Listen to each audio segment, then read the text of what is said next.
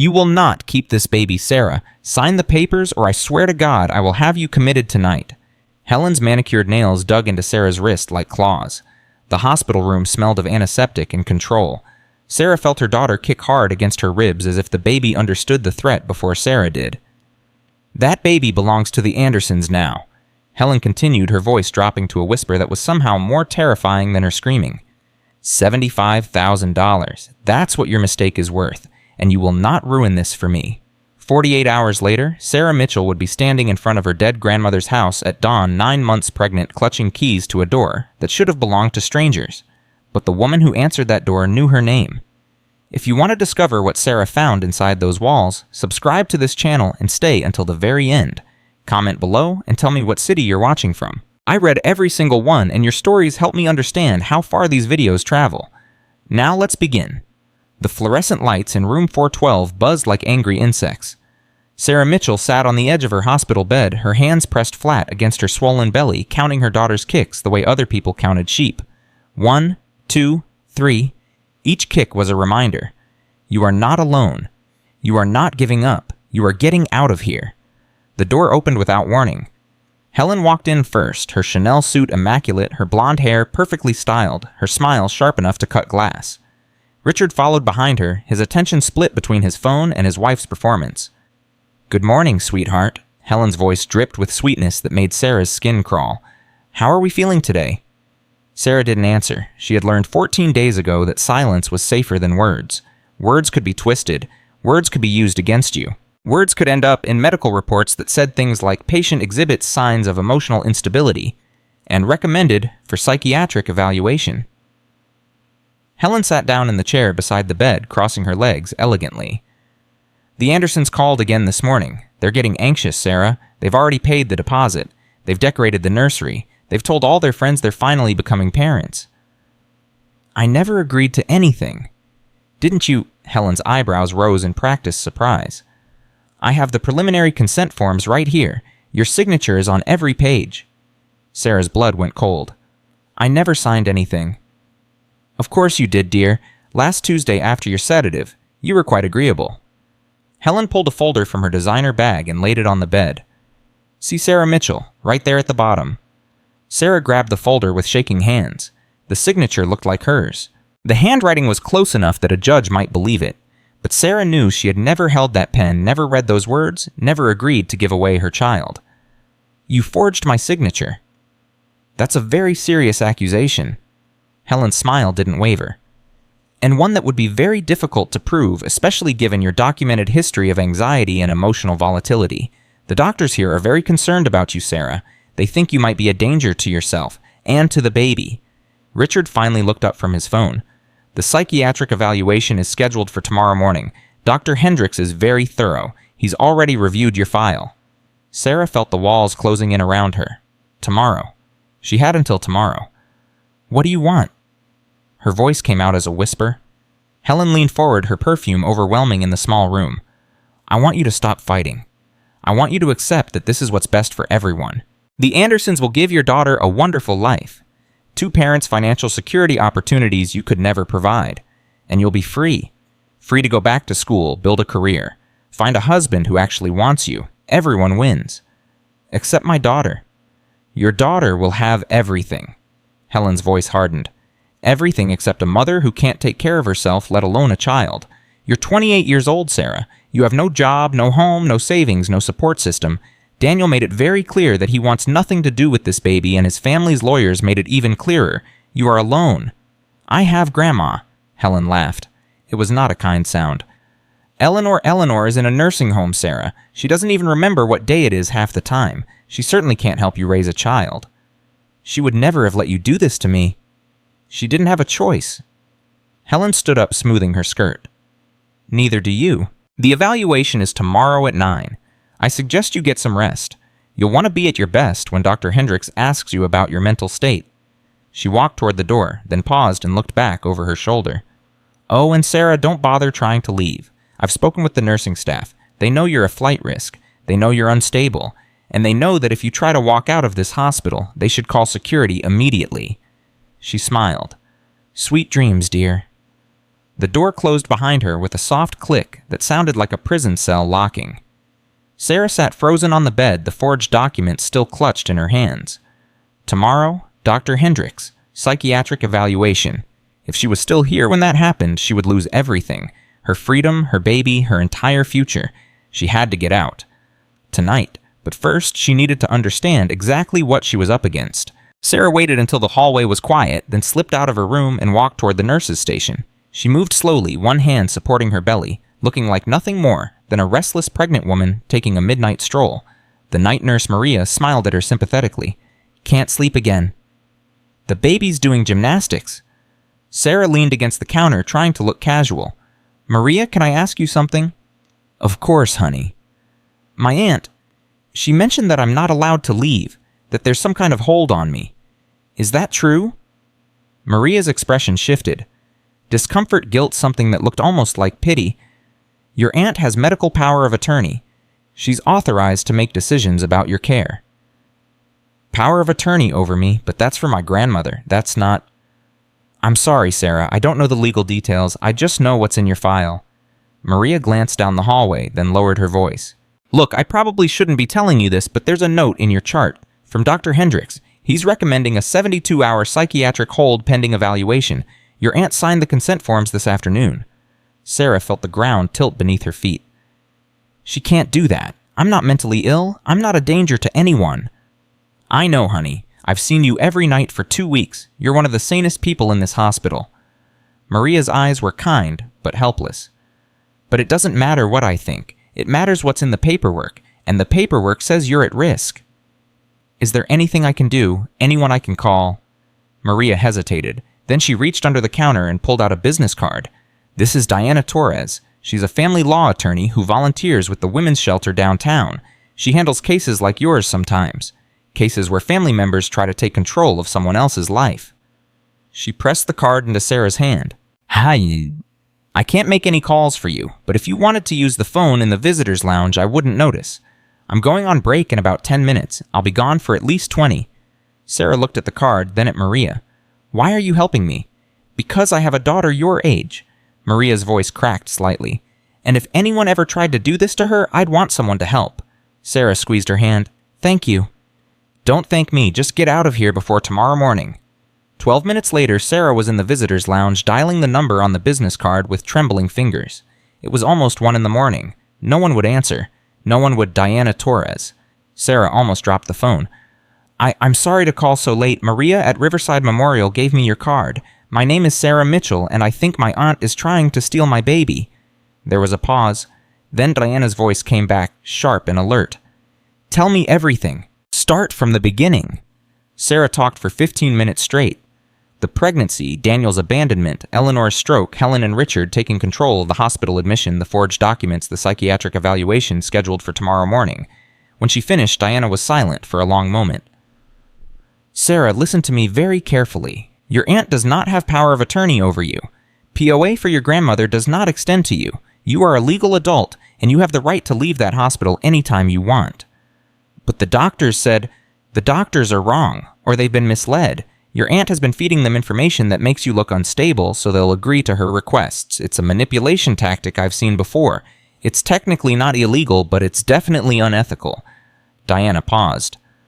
"The forged signatures are another matter. That's fraud. If we can prove she forged your consent on those adoption documents, she could face criminal charges." Sarah felt hope flicker in her chest for the first time in weeks. "What should I do?" "Right now, get out of that hospital. Tonight before the evaluation happens. Once Dr. Hendricks puts that hold in place, it becomes much harder to fight. You need to be gone before 9 o'clock tomorrow morning." "And go where I have nowhere. My apartment is gone. I can't go back to Helen's house. I have nothing." "Do you have any money, any at all?" "About $300. I've been saving from birthday cards and spare change." "That's enough for a bus ticket. Is there anywhere you can go, anyone who might help you?" Sarah thought about her grandmother's house. Sold gone, belonging to strangers now. But the keys were still in her pillowcase. The photograph was still in her bag. The memories were still there, even if the house wasn't. "Eugene," she said slowly. "My grandmother's house was in Eugene. It was sold 6 months ago, but I still have the keys. I know it sounds crazy, but I feel like I need to go there. I need to see it." It doesn't sound crazy at all. Diana's voice softened. Sometimes we need to go back to the beginning before we can move forward. Get to Eugene. Find somewhere safe to stay. And call me as soon as you're settled. I'll start working on the legal side from here. How can I ever repay you? By keeping that baby safe, and by testifying against your aunt when the time comes. Diana paused. Sarah, be careful. If your aunt has gone this far, she won't stop just because you leave. She'll come after you. You need to be ready for that. I will be. Sarah hung up the phone and sat in the dark visitor's lounge, feeling something she hadn't felt in months.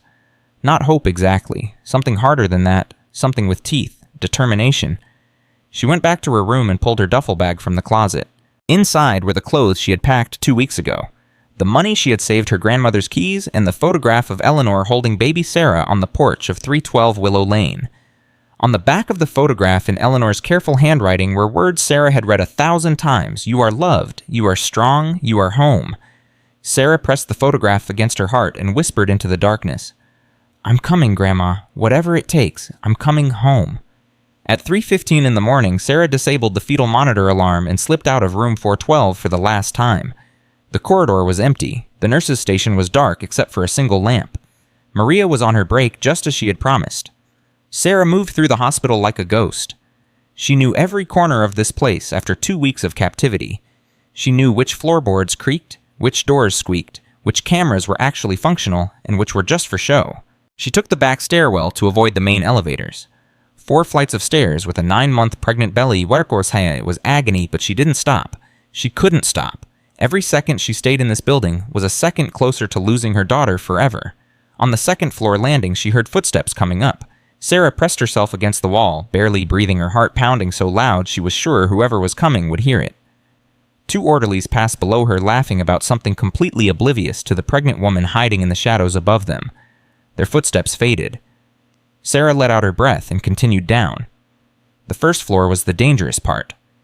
The emergency exit was near the ambulance bay, but getting there meant crossing the main lobby where security was stationed. Sarah peered through the stairwell door, calculating her chances. The security guard was young, probably early 20s, and he was completely absorbed in his phone. Some kind of game from the way his thumbs were moving. Behind him, the janitor was mopping the far corner of the lobby, facing away from the corridor Sarah needed to cross. Now or never. Sarah pushed through the door and walked.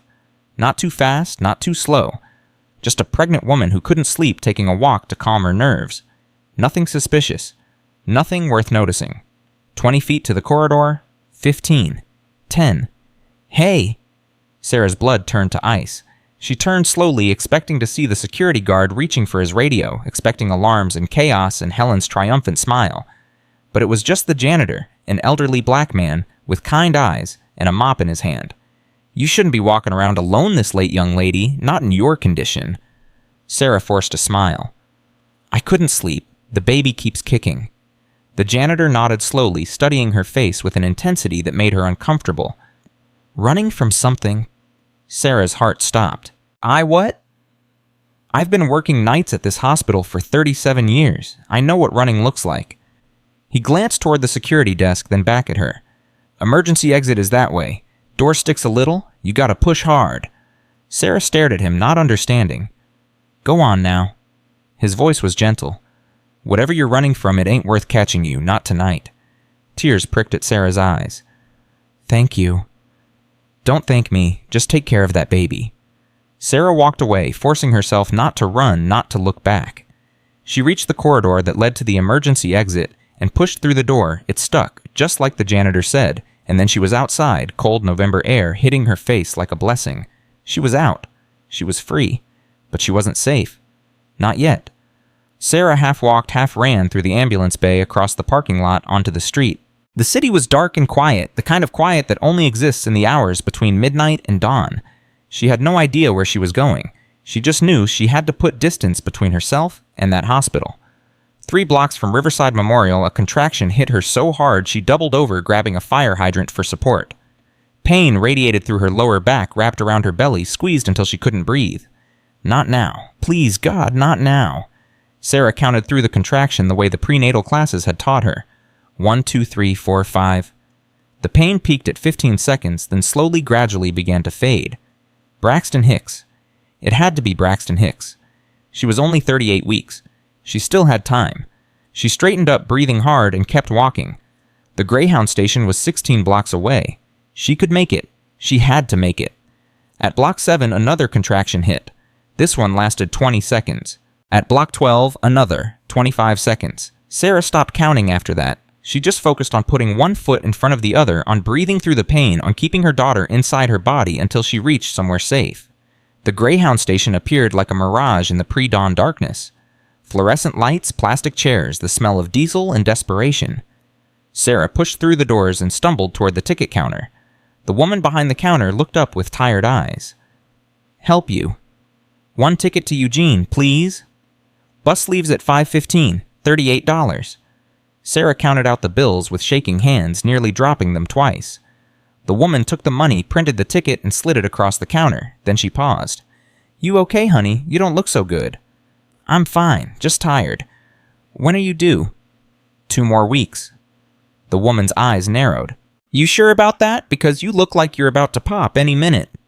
"My mother is meeting me in Eugene. She's a nurse." The lie came easier this time. Sarah was getting good at lying. She hated that she was getting good at lying. The woman studied her for another moment, then shrugged. "Gate 3, 45 minutes. Sarah found a seat in the corner, away from the windows, away from the entrance, for she kept her head down and her hand on her belly, silently begging her daughter to stay inside just a little longer, just a few more hours, just until we get home. At 4:30, Sarah's phone buzzed. She had forgotten she even had it. Helen had taken her smartphone weeks ago, but there was an old flip phone in her bag that she had bought with cash at a convenience store just in case. The number was unfamiliar. Sarah answered anyway. "Hello? Sarah?" Helen's voice was ice. "Did you really think you could just walk out of that hospital without anyone noticing?" Sarah's hand tightened on the phone. "How did you get this number?" "I have resources, dear. I have connections. I have friends in places you can't even imagine." Helen's breathing was rapid, angry. "Where are you? None of your business. Everything about you is my business. You're carrying $75,000 in your belly, Sarah. That money belongs to me." Sarah felt rage ignite in her chest. "She's not money. She's my daughter. She's a commodity, just like you, just like your grandmother, just like everyone in this pathetic family." Helen's voice dropped to a hiss. "Your grandmother tried to fight me too, you know, when I told her we were selling the house. She cried and begged and threatened to call a lawyer. Do you know what I did?" Sarah didn't answer. She couldn't. "I increased her sedatives. I told the staff she was having episodes. By the time the sale went through, she couldn't remember her own name, let alone what she was fighting for." Helen laughed softly. "That's what happens to people who fight me, Sarah. They lose, every single time." The words hit Sarah like physical blows. Her grandmother sedated into submission. Her grandmother fighting alone in that nursing home while Helen stripped away everything she had built. Her grandmother still trying to resist even when her mind was failing her. "I'm going to destroy you." Sarah's voice was steady, cold, utterly unlike anything she had ever sounded like before. "I'm going to prove what you did. I'm going to take back everything you stole, and I'm going to make sure you never hurt anyone in this family again." Helen laughed. "Oh, sweetheart, you can barely take care of yourself. How do you think you're going to take on me?" "Watch me." Sarah hung up the phone. Her hands were shaking, but her mind was clear. Clearer than it had been in months. This wasn't just about escaping anymore. This wasn't just about protecting her daughter. This was about justice. For herself, for her baby, for Eleanor. Helen had been destroying this family for years. Taking control, selling off pieces, sedating anyone who tried to resist. It ended now. The bus to Eugene was called at 5:10. Sarah boarded with 11 other passengers, found a seat in the back, and pressed her forehead against the cold window as the city lights of Portland faded behind her. The contractions had stopped, at least for now. Her daughter was quiet, maybe sleeping, maybe just waiting to see what happened next. "We're going home," Sarah whispered to her belly. "I don't know what we'll find there, but we're going home." The bus rolled south through the darkness, carrying Sarah toward Eugene, toward Willow Lane, toward a house that didn't belong to her family anymore, toward whatever was waiting for her there. The sun was rising when the bus pulled into Eugene. Pink and gold light spread across the sky like watercolors, painting the world in shades of hope that Sarah wasn't sure she believed in anymore. She stepped off the bus and stood on the sidewalk, breathing in air that smelled like home even though nothing else felt familiar. 2 years since she had been here. 2 years since she had walked these streets with her grandmother, eaten at their favorite restaurants, visited the garden that Eleanor had tended for 60 years. 2 years and everything had changed. Sarah started walking. 12 blocks to Willow Lane. Her feet knew the way even when her mind was too exhausted to think. Left on Pine Street, right on Cedar Avenue, past the elementary school where Eleanor had taught for 3 decades, past the grocery store where they used to shop together every Sunday morning. Memories everywhere. Ghosts of the life she used to have. The contractions started again at Block 8. Stronger this time. More regular. Sarah leaned against a lamppost and breathed through the pain, counting seconds, praying it would pass. It passed, but it came back at Block 10, and again at Block 11. Something was wrong. Something was different. This didn't feel like practice anymore. Sarah forced herself to keep moving. Just one more block, just a few more minutes. She had to see the house. She had to see what had happened to her grandmother's home before whatever was coming came. She turned onto Willow Lane and stopped. The street looked almost the same. Same old houses with their shutters and porches. Same oak trees that had been there since before she was born. Same cracked sidewalks that the city never bothered to fix. But 312 Willow Lane was different.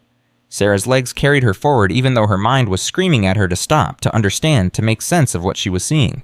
The house was still there. Same sage Victorian architecture, same wraparound porch, same bay window where Eleanor used to sit and wave to the neighbors. But the front yard had been transformed. Raised beds everywhere, overflowing with late-season vegetables. Signs posted near the fence, Haven House, and fresh produce available, and volunteer orientation Wednesdays at 6 p.m. And people. Even at this early hour, there were people moving around, inside and outside, working in the garden, carrying boxes, living in her grandmother's house like they belonged there. Strangers, in Eleanor's home. Sarah grabbed the fence to keep from falling. The baby kicked hard once, twice, 3 times, as if sharing her distress. An older woman noticed her first. She had been harvesting kale from one of the raised beds, but she stood up when she saw Sarah standing at the fence, obviously pregnant, obviously exhausted, obviously in trouble. "Honey," the woman started walking toward her. "Are you okay? Do you need help?" Sarah opened her mouth to answer, but a contraction hit her so hard that words became impossible. She doubled over, gripping the fence with white-knuckled hands, a sound escaping her throat that was half groan, half scream. The woman reached her in seconds. "Oh my God, how far apart are the contractions? I don't know. 5 minutes, maybe less?" "We need to get you inside. Can you walk?" Sarah nodded, not sure if it was true. The woman wrapped an arm around her waist and helped her through the gate, up the path that Sarah had walked 1,000 times as a child, onto the porch where she had learned to ride a bike with Eleanor running beside her. "This is my grandmother's house," Sarah gasped between contractions. "This is Eleanor Mitchell's house. I grew up here. What happened? What is this place?" The woman's expression changed. Recognition, surprise, and something that looked almost like wonder. "You're Eleanor's granddaughter," she said slowly. "You're Sarah." Sarah felt the world tilt sideways. Another contraction hit stronger than any before. She cried out, her legs buckling, and the woman caught her. "We need to get her inside now," the woman shouted toward the house. "Someone call an ambulance, and get Rachel. Tell her the baby is coming." Sarah heard footsteps. Voices, chaos. She felt hands guiding her through the front door into a house that smelled like bread and lavender, and something else she couldn't identify. Through the haze of pain, she saw faces. Strangers, all of them, but looking at her with concern, with compassion, with something that felt almost like family. "How do you know my name?" Sarah managed to ask. "How do you know who I am?" The older woman squeezed her hand. "Because Eleanor never stopped talking about you, sweetheart. She told us everything. She said if you ever came home, we should take care of you." "But she's in a nursing home. She doesn't even remember." "She remembered you." The woman's eyes were bright with tears. "Until the very end, Sarah. She remembered you." Sarah felt something break open in her chest. Grief and hope and love and pain all mixed together, impossible to separate. "She's gone." The words came out as a whisper. 3 weeks ago, peacefully in her sleep. The woman smoothed Sarah's hair back from her forehead. "But before she went, she made us promise. If her granddaughter ever came home, there would be room for her here, always." Another contraction hit. Sarah screamed. "The baby's coming," someone said. "The baby's coming right now." And in her grandmother's house, surrounded by strangers who knew her name, Sarah Mitchell prepared to bring her daughter into the world. The pain was unlike anything Sarah had ever experienced. It tore through her body like lightning, like fire, like the world splitting open from the inside. She gripped the hand of the woman beside her, the stranger who somehow knew her name, and screamed until her throat was raw. You're doing great, sweetheart. Just breathe. Breathe through it. Sarah tried to focus on the voice on the warm hand holding hers on anything except the agony consuming her entire body. The contraction peaked, then slowly began to fade. She collapsed back against the pillows, gasping for air. How long? She managed to ask. How long has it been? 20 minutes since we brought you inside. The contractions are 2 minutes apart now. The woman squeezed her hand. My name is Margaret, by the way. Margaret Chen. I should have introduced myself before, but things got a little chaotic.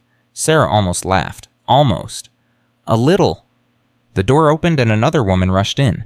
She was younger than Margaret, maybe in her early 30s, with dark hair pulled back in a practical ponytail and eyes that held the calm confidence of someone who had seen this before. I'm Rachel, she said, already moving to examine Sarah. I was a labor and delivery nurse for 8 years before I came here. I've delivered 37 babies, 12 of them in emergency situations. You're in good hands. The ambulance called, but there's flooding on Highway 99. They're saying 45 minutes, maybe longer. Rachel looked up, her expression serious but not panicked. Your baby doesn't want to wait that long. We're going to do this here. Sarah felt terror surge through her. Here? But I need a hospital. What if something goes wrong? What if the baby... Sarah? Rachel's voice cut through her panic. Look at me. Look at my eyes. Sarah looked. I have delivered babies in the back of cars, in living rooms, in a gas station bathroom once. Your grandmother's house has clean sheets, hot water, and me. That's more than most of human history had, and humanity survived just fine. Rachel's hands were gentle but firm as she checked Sarah's progress. You're already at 8 centimeters. This baby is coming whether we're ready or not, so let's be ready. Another contraction hit. Sarah screamed again, her back arching off the bed, her hands clawing at the sheets. Margaret held her through it, murmuring words Sarah couldn't quite hear, but somehow understood anyway. You're not alone. You're safe. You're home. Through the haze of pain, Sarah became aware of other people in the doorway, an elderly couple holding hands, watching with concern, a young woman with a baby on her hip, another woman maybe in her 20s with bruises fading on her arms and fear still lingering in her eyes. Who are they? Sarah gasped between contractions. Margaret glanced toward the door. That's Robert and Linda. They live here, help run the place. The young woman is Maria. She's been with us for 4 months. The girl with the baby is Jessica. She just arrived last week. Margaret's voice softened. They're all here because they had nowhere else to go, just like you. I don't understand. What is this place? What happened to my grandmother's house? I'll tell you everything, Margaret promised. But right now you need to focus on bringing your daughter into the world. Everything else can wait. The next 2 hours were a blur of pain and breathing and Rachel's steady voice guiding her through each contraction. Sarah lost track of time, lost track of everything except the primal need to push to bring her daughter out of the darkness and into the light. At 7:23 in the morning, Eleanor Grace Mitchell entered the world screaming. Rachel caught her with practiced hands, cleared her airway, and laid her on Sarah's chest. The baby was red and wrinkled and absolutely perfect, her tiny fingers grasping at nothing, her eyes squeezed shut against the brightness of her new existence. Sarah wept. She couldn't help it. After everything, after the hospital and Helen and the forged documents and the escape and the bus ride and the terror of giving birth in a house full of strangers, her daughter was here, alive, safe, hers. She's beautiful, Margaret whispered, tears streaming down her own face. She looks just like Eleanor. Your grandmother, I mean. She has the same nose. Sarah looked up sharply. You knew my grandmother. You actually knew her.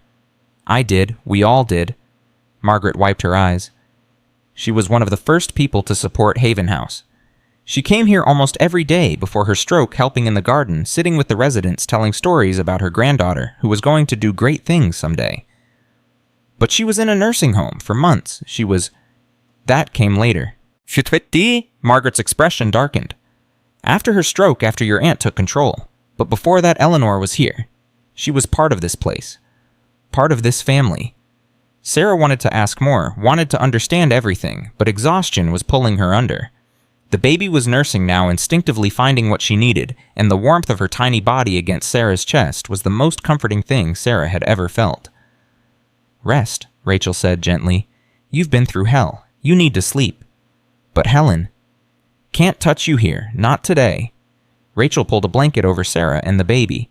Today you rest. Tomorrow we fight. Sarah wanted to argue, wanted to stay awake and plan and prepare for whatever was coming. But her body had other ideas. Her eyes closed, Her breathing slowed, and with her daughter in her arms, she slept. She woke to the sound of voices, low, urgent, coming from somewhere nearby. Sarah's eyes snapped open, her arms tightening instinctively around the baby, her heart already racing with fear. Can't just show up here demanding to see her. This is private property. I have legal authority over that woman's medical decisions. I have documents.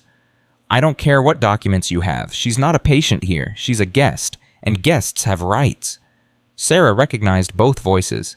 The first was Margaret, firm and unyielding. The second was Helen, and she sounded furious. That woman is mentally unstable. She fled a hospital against medical advice while in active labor. She's a danger to herself and to that baby. I'm calling the police. Go ahead. Call them. Explain to them how you forged your niece's signature on adoption documents. Explain how you had her held against her will for 2 weeks. Explain how you increased your mother's sedatives so she couldn't fight the sale of her own home. Silence. A long, dangerous silence. Who told you that Helen's voice was ice? Eleanor did, before she died. She told us everything, Mrs. Morrison. Everything you did to her. Everything you planned to do to Sarah. Margaret's voice hardened. So go ahead. Call the police. Call your lawyers. Call whoever you want.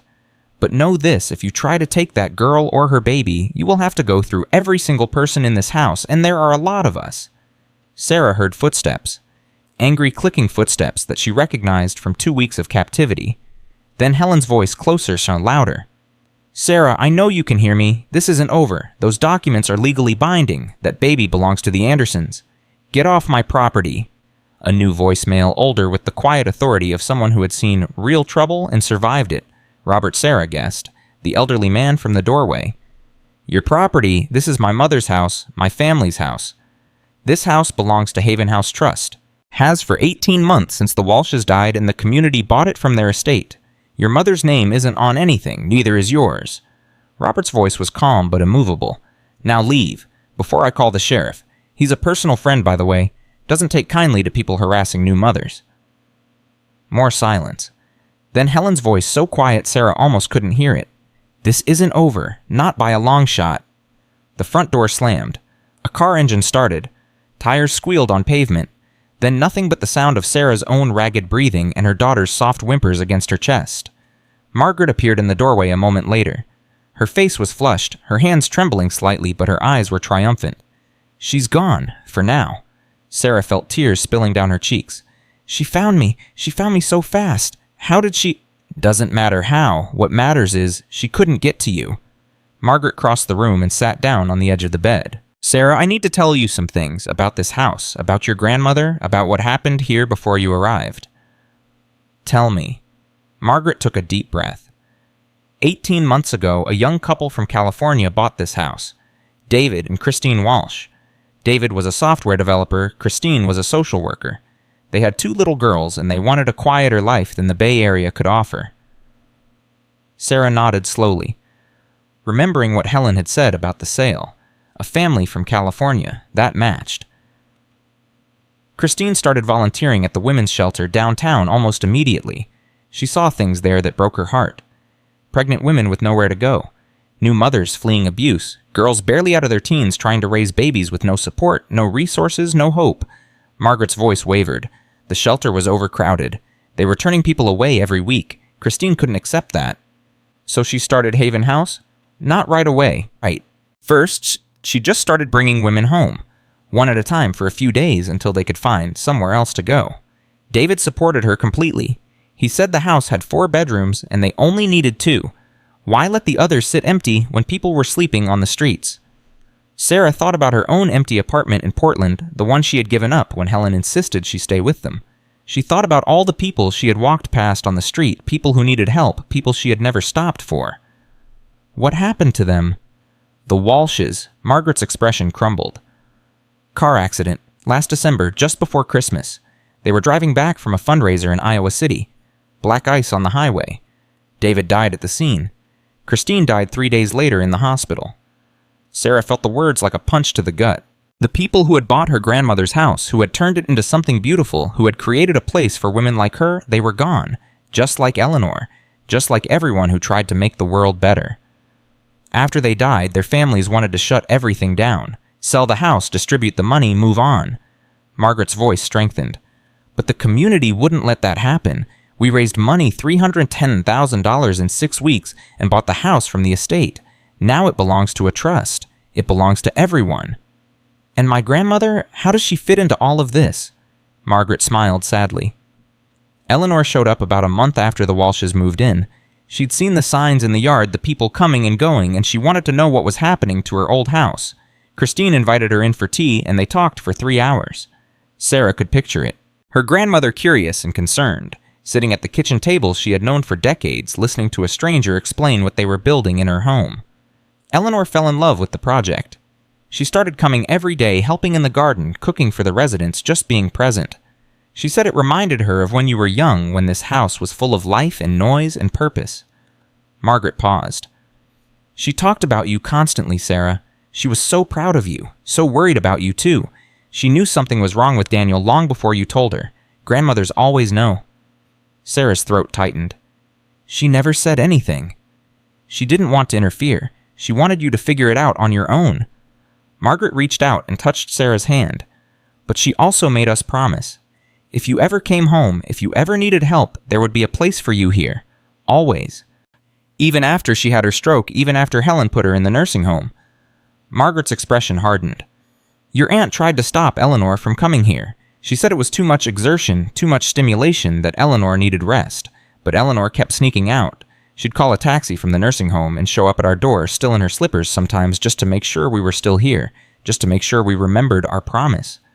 Sarah felt something break inside her, her grandmother frail and confused, fighting to get to this house, fighting to make sure Sarah would have somewhere to go.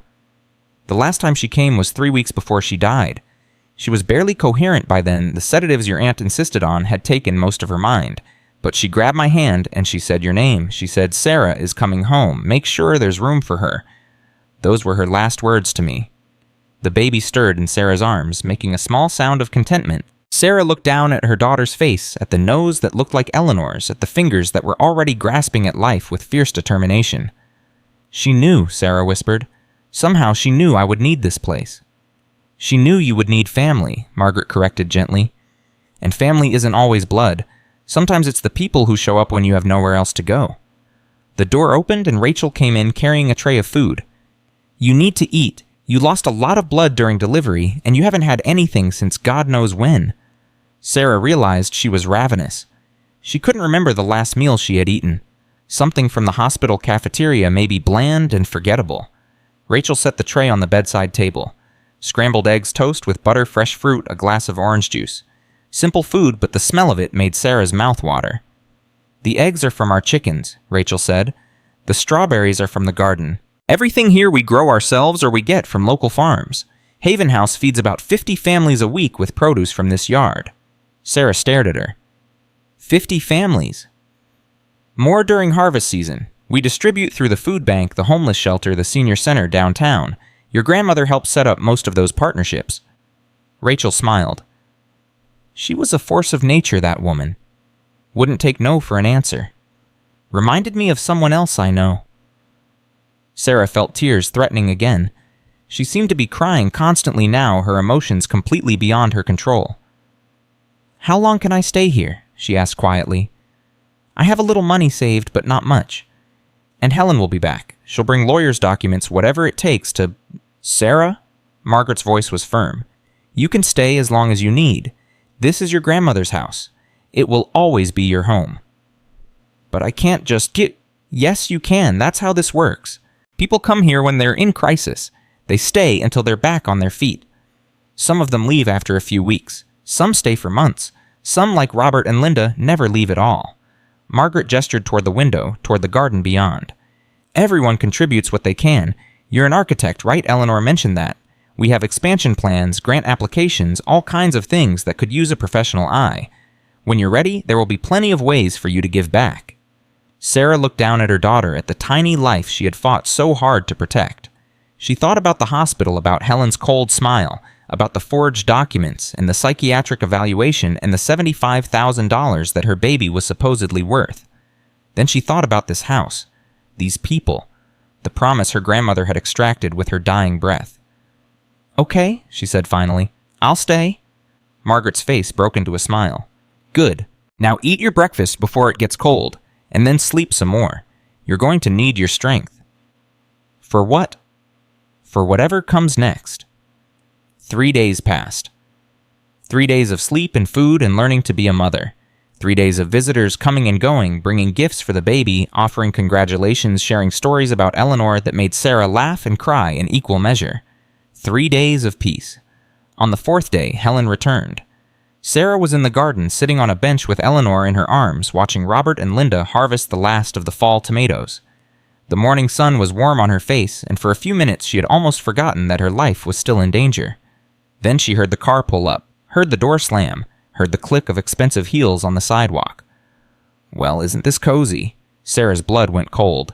She looked up to see Helen standing at the gate, but she wasn't alone this time. A man in a suit stood beside her carrying a briefcase. Behind them, another man in a police uniform. Sarah Mitchell. The uniformed officer stepped forward. I'm Deputy Reynolds. I have a court order here for the emergency removal of the minor child known as Eleanor Grace Mitchell.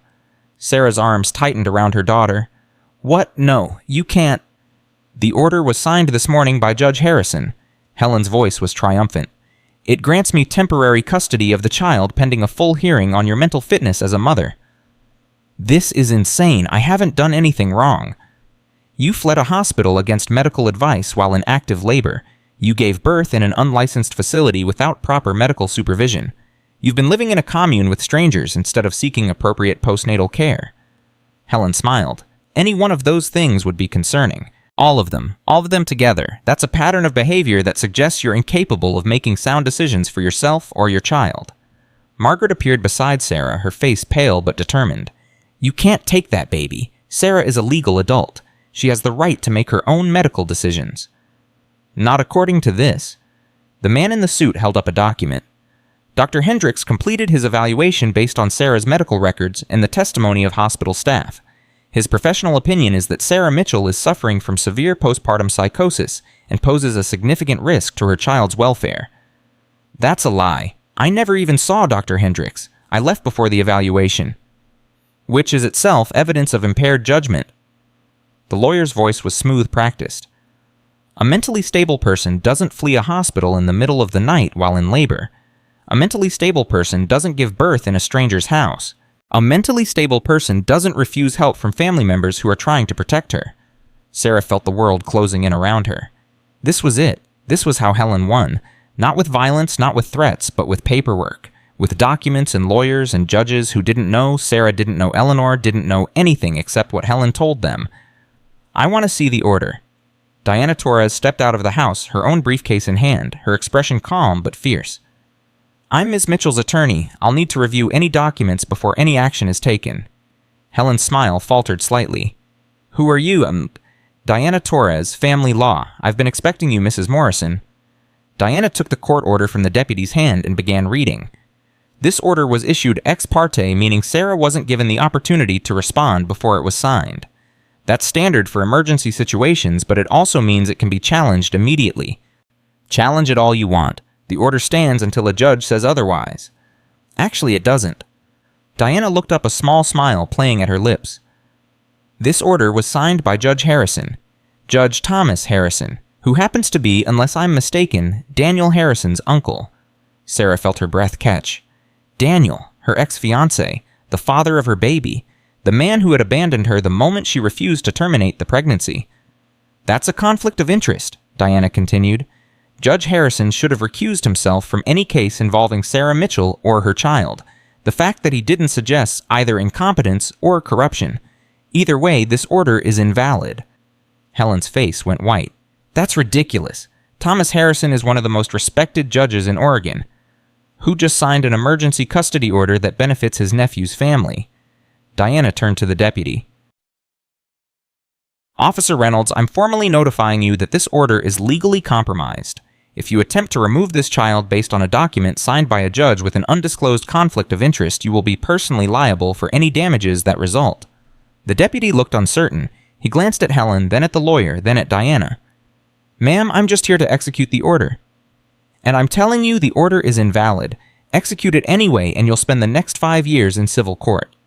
Diana's voice was steel. Your choice. A long moment passed. Sarah held her breath, her arms wrapped so tightly around Eleanor that the baby began to fuss. Finally, the deputy took a step back. "I'm going to need to verify this with the courthouse. Ma'am, I'd advise you not to leave the area until this is sorted out." "She's not going anywhere," Margaret said firmly. "This is her home."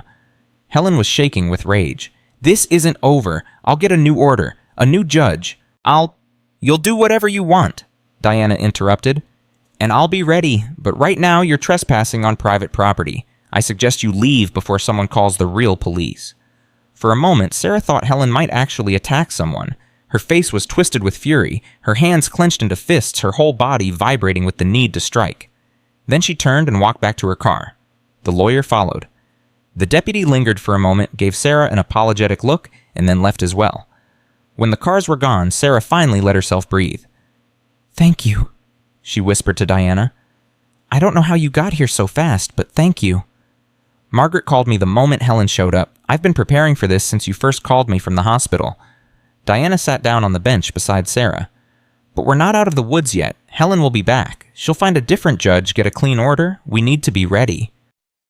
How do we fight someone with that much money, that many connections, but by building our own case, by documenting everything she's done, by finding witnesses who can testify to her pattern of manipulation and control? Diana looked at her seriously. "Sarah, do you have any proof that she forged your signature on those adoption documents?" Sarah thought about the hospital, about the folder Helen had shown her about the signatures that looked like hers but weren't. "The documents are at Riverside Memorial, in my file. If we could get copies, I'll subpoena them. Medical records, consent forms, everything." Diana was already making notes on her phone.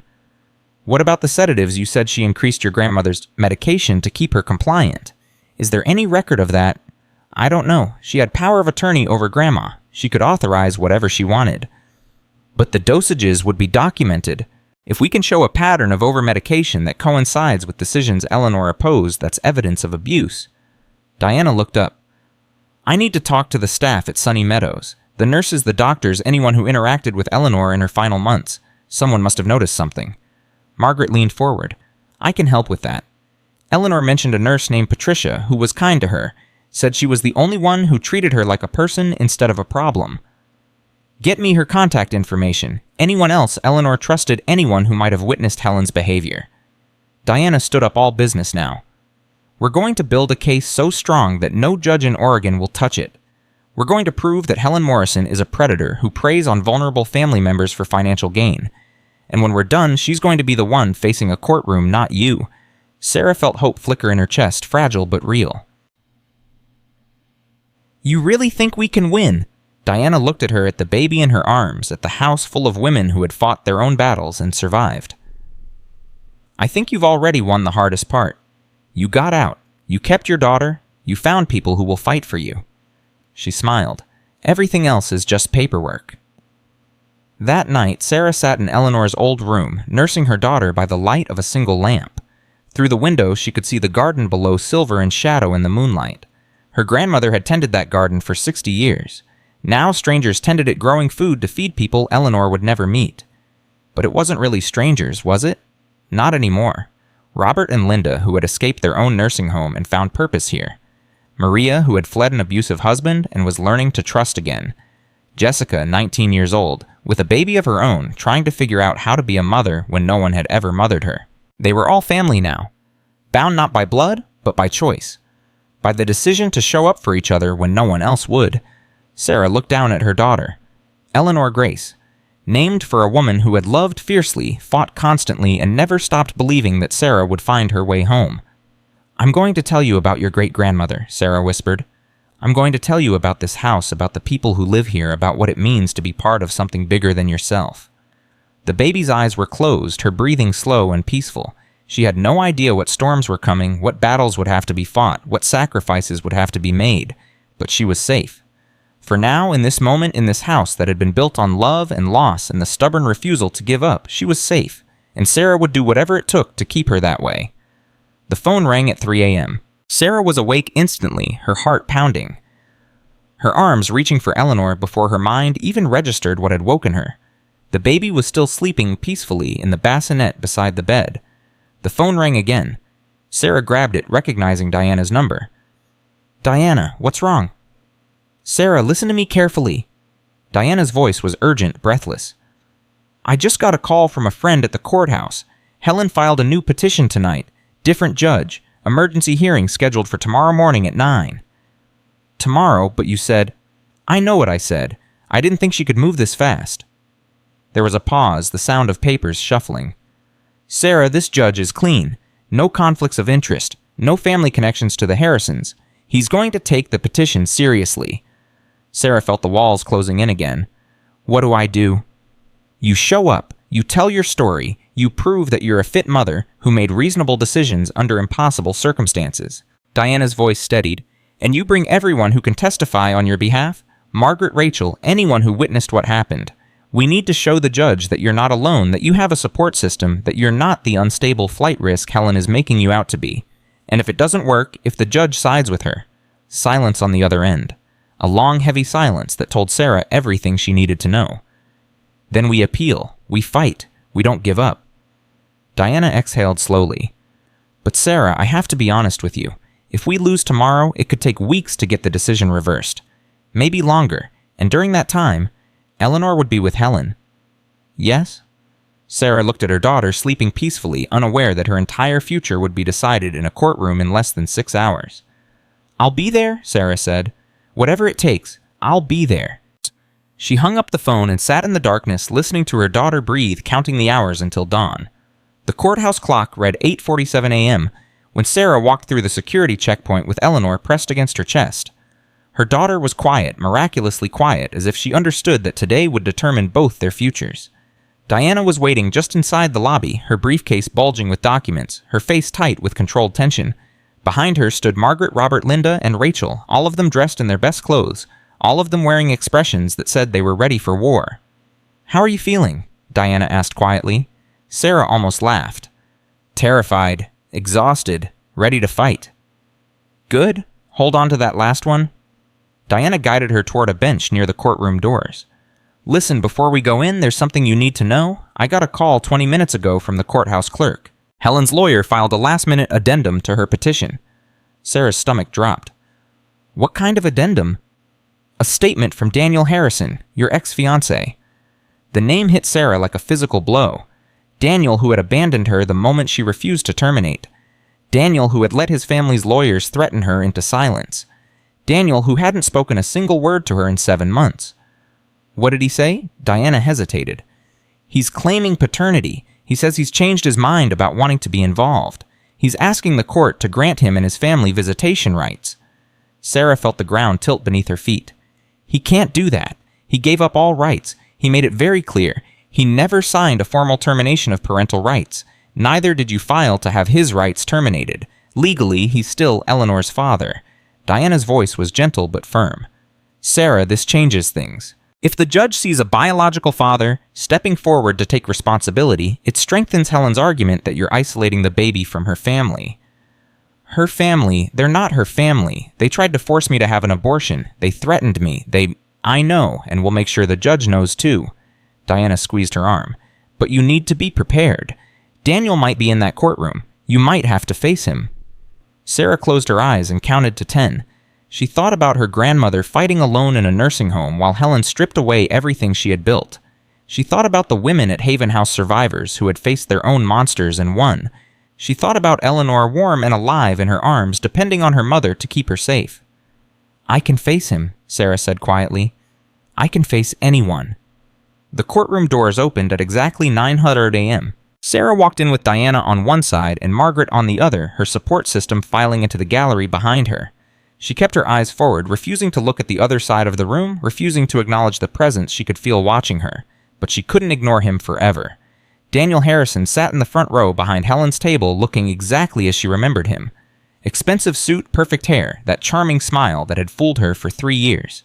He was flanked by his parents, Richard and Victoria Harrison, the real estate dynasty that had decided Sarah wasn't good enough to carry their grandchild. He looked at her. Their eyes met for the first time since he had walked out of her apartment 7 months ago, leaving nothing but a note on the kitchen counter that said, "This isn't working, good luck." Sarah looked away first, not because she was afraid, but because he wasn't worth her attention. All rise. The Honorable Judge William Chen presiding. Everyone stood. The judge entered a small Asian man in his 60s with silver hair and sharp eyes that seemed to take in everything at once. He sat down, shuffled some papers, and looked out at the courtroom. This is an emergency custody hearing in the matter of Eleanor Grace Mitchell, a minor child born November 14th of this year. The petitioner is Helen Morrison, seeking temporary custody pending a full evaluation of the mother's fitness. The respondent is Sarah Mitchell, the biological mother. Judge Chen looked at both tables. I've reviewed the filings from both parties. This is a complicated situation with serious allegations on both sides. I want to hear from the petitioner first.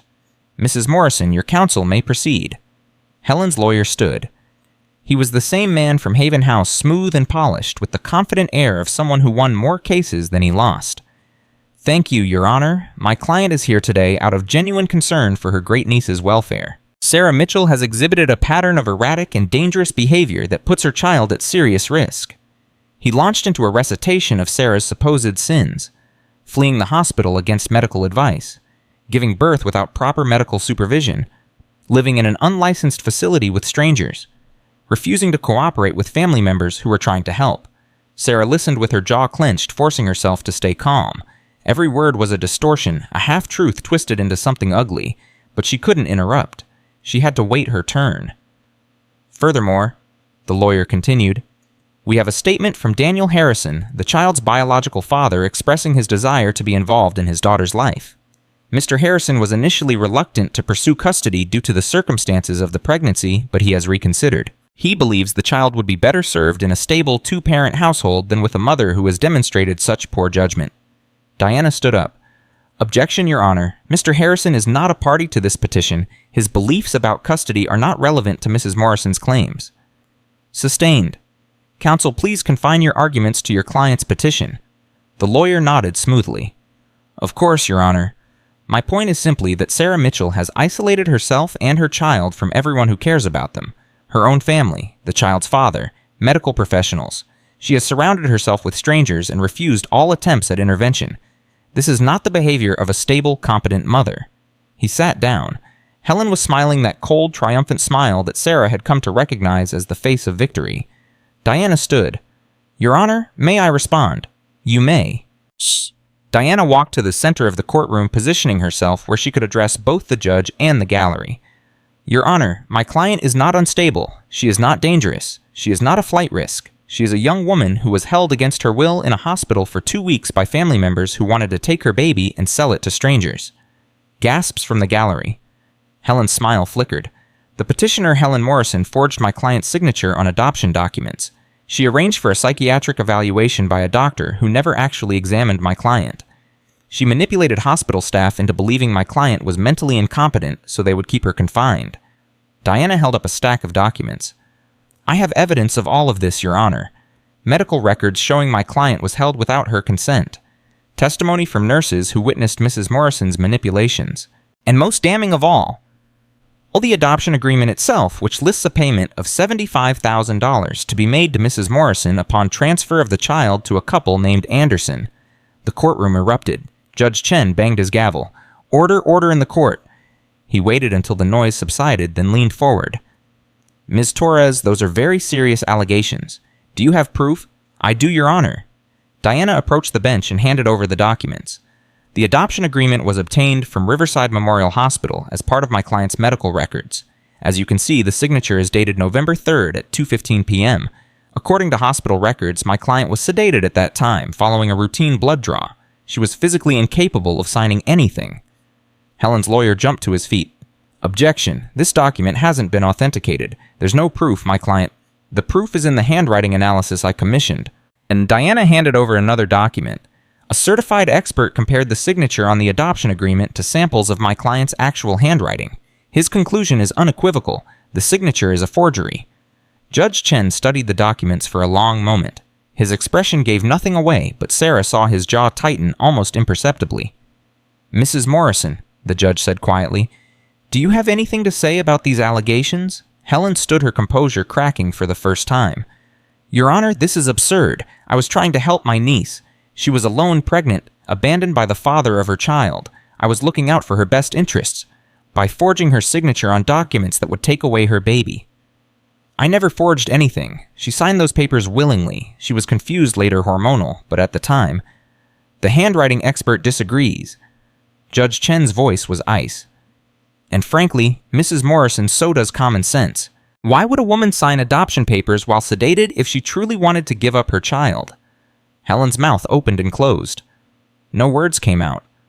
Your Honor, if I may. Diana stepped forward again. There's more. This isn't the first time Mrs. Morrison has manipulated a vulnerable family member for financial gain. Sarah's heart stopped. She knew what was coming. Eleanor Mitchell, Sarah's grandmother, was placed in Sunny Meadows nursing home against her will following a stroke. Mrs. Morrison, who had power of attorney, sold Eleanor's home without consulting her. She increased Eleanor's sedative medications whenever Eleanor tried to resist her decisions. And according to staff at Sunny Meadows, Eleanor's condition deteriorated rapidly under Mrs. Morrison's care, far more rapidly than her doctors expected. Helen was on her feet again. That's a lie. Mother was sick. She needed to be in a facility that could care for her properly. She needed to be in a facility where she couldn't fight back. Diana's voice cut through the courtroom like a knife. Your Honor, I have statements from 3 nurses at Sunny Meadows who witnessed Mrs. Morrison instructing staff to increase Eleanor Mitchell's sedatives. I have medical records showing a dosage pattern that is, according to a consulting physician, consistent with deliberate over-medication. And I have Eleanor Mitchell's own words recorded in a journal she kept hidden from her daughter describing her fears about what Helen was doing to her. Sarah felt tears streaming down her face. Her grandmother's journal. Eleanor had kept a journal, documenting everything, hiding it, so Helen wouldn't find it. Eleanor Mitchell died 3 weeks ago. Diana continued, her voice softer now. She never got to meet her great-granddaughter. She never got to see Sarah come home. But before she died, she made the staff at Haven House promise that if Sarah ever needed help, they would take care of her. She knew what Helen was capable of. She knew Sarah would need protection. The courtroom was silent. Even Helen's lawyer seemed stunned, his confident expression replaced by something that looked almost like defeat. Judge Chen sat back in his chair and stared at the ceiling for a long moment. When he finally spoke, his voice was heavy with something that might have been discussed. I'm going to call a 30-minute recess. When we return, I want to hear from Sarah Mitchell directly. Ms. Torres, please have your client prepared to testify. He banged his gavel. Court is in recess. The moment the judge left, the courtroom exploded into chaos. Reporters rushed toward the doors, already calling editors on their phones. Helen's lawyer was speaking rapidly into her ear, his face pale. Helen herself looked like she had aged 10 years in the past hour. And Daniel Harrison was walking toward Sarah. She saw him coming and felt her body tense, every instinct screaming at her to run. But she stayed where she was, Eleanor held tightly against her chest, and waited. Sarah. His voice was the same, smooth, charming, completely lacking in genuine emotion. Can we talk? We're talking. Privately, please. There are things I need to say. Say them here. Sarah's voice was steady. Whatever you have to tell me, you can tell me in front of everyone. Daniel glanced around, clearly uncomfortable with the audience. Margaret and Robert had moved closer, flanking Sarah like bodyguards. Diana stood with her arms crossed, watching Daniel with undisguised contempt. Fine. Daniel ran a hand through his perfect hair.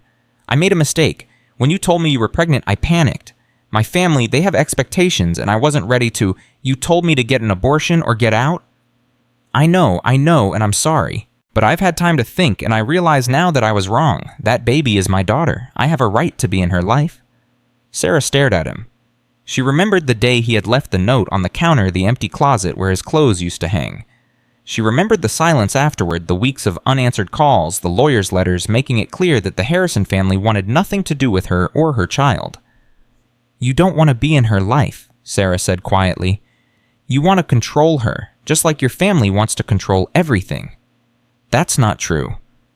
Your aunt offered my aunt $75,000 for my baby. Did you know that Kalsp? Sarah's voice was rising now, loud enough for the whole courtroom to hear. $75,000. That's what your family thinks my daughter is worth. A transaction, a commodity, something to be bought and sold. Daniel's face went red. I didn't know about that. My Aunt Helen, she acts on her own sometimes. Your Aunt Helen is my aunt too, and she's been trying to destroy my family for years. Sarah took a step closer, her voice dropping to a whisper that was somehow more terrifying than shouting. You had 7 months to be involved. You had 7 months to call, to write, to show any sign that you cared about your daughter. You didn't. And now when Helen's case is falling apart, suddenly, you want to be a father. That's not love, Daniel. That's strategy. Daniel's charming mask slipped for just a moment. Sarah saw the real man beneath the man who had always gotten everything he wanted, who had never been told no, who couldn't comprehend that someone might refuse him. "You're going to regret this," he said softly. "My family has resources you can't imagine. We can drag this out for years. We can make your life a living hell. Is that really what you want for your daughter?" Sarah smiled. It was not a kind smile. "My daughter already has everything she needs, a mother who loves her, a home full of people who will fight for her, a grandmother's legacy that will protect her long after we're all gone." She straightened her shoulders. "So yes, Daniel, bring your resources, bring your lawyers, bring everything your family has. I'm not afraid of you anymore." She turned and walked back to Diana, leaving Daniel standing alone in the middle of the courtroom. The recess ended. Everyone returned to their seats. Judge Chen entered looking grim, like a man who had made a difficult decision and wasn't happy about it. "Ms. Mitchell, he said, please take the stand." Sarah handed Eleanor to Margaret, walked to the witness stand, and raised her right hand to be sworn in. Her heart was pounding, but her voice was steady when she promised to tell the truth. Diana approached her gently. "Sarah, can you tell the court in your own words what happened at Riverside Memorial Hospital?" Sarah took a deep breath and began. She told them everything. The fake concern that had gotten her admitted, the doctors who wouldn't let her leave, the forged signatures, the psychiatric evaluation that never happened the night she decided she had to escape or lose her baby forever. She told them about the bus ride to Eugene, about the contractions that hit her on the way, about arriving at her grandmother's house to find it transformed into something she never expected. She told them about Haven House, about the women who lived there, about the community that had welcomed her when her own family had tried to destroy her. And she told them about Eleanor, her grandmother, not her daughter. The woman who had raised her loved her, fought for her until her dying breath. "My grandmother knew what Helen was doing," Sarah said, her voice cracking. "She tried to fight back, but she was old and sick and alone. Helen increased her medications whenever she resisted.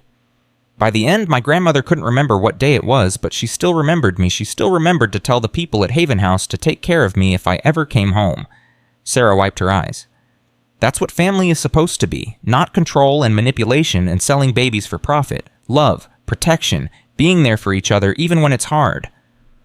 "I have nothing else, Your Honor," Diana said quietly.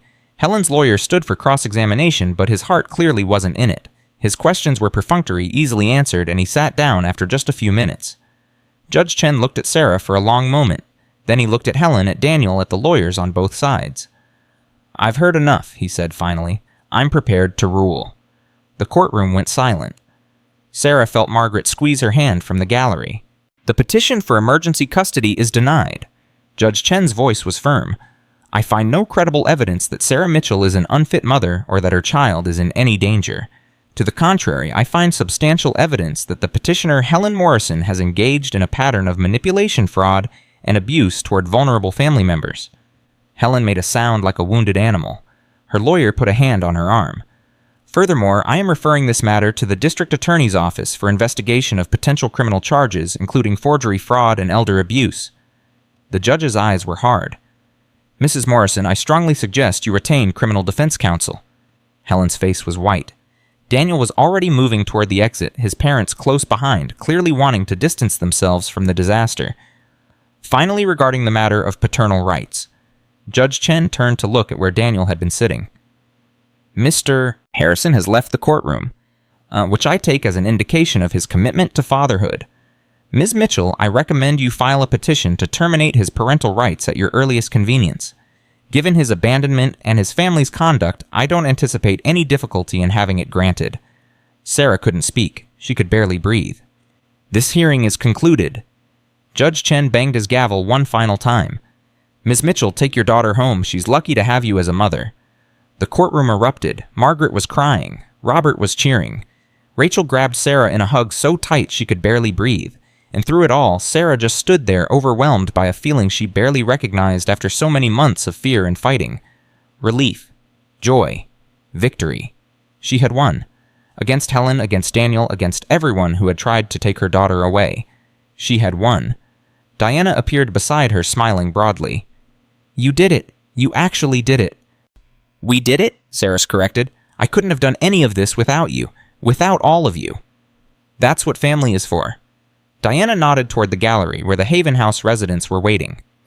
"Speaking of which, there's someone who wants to meet your daughter properly."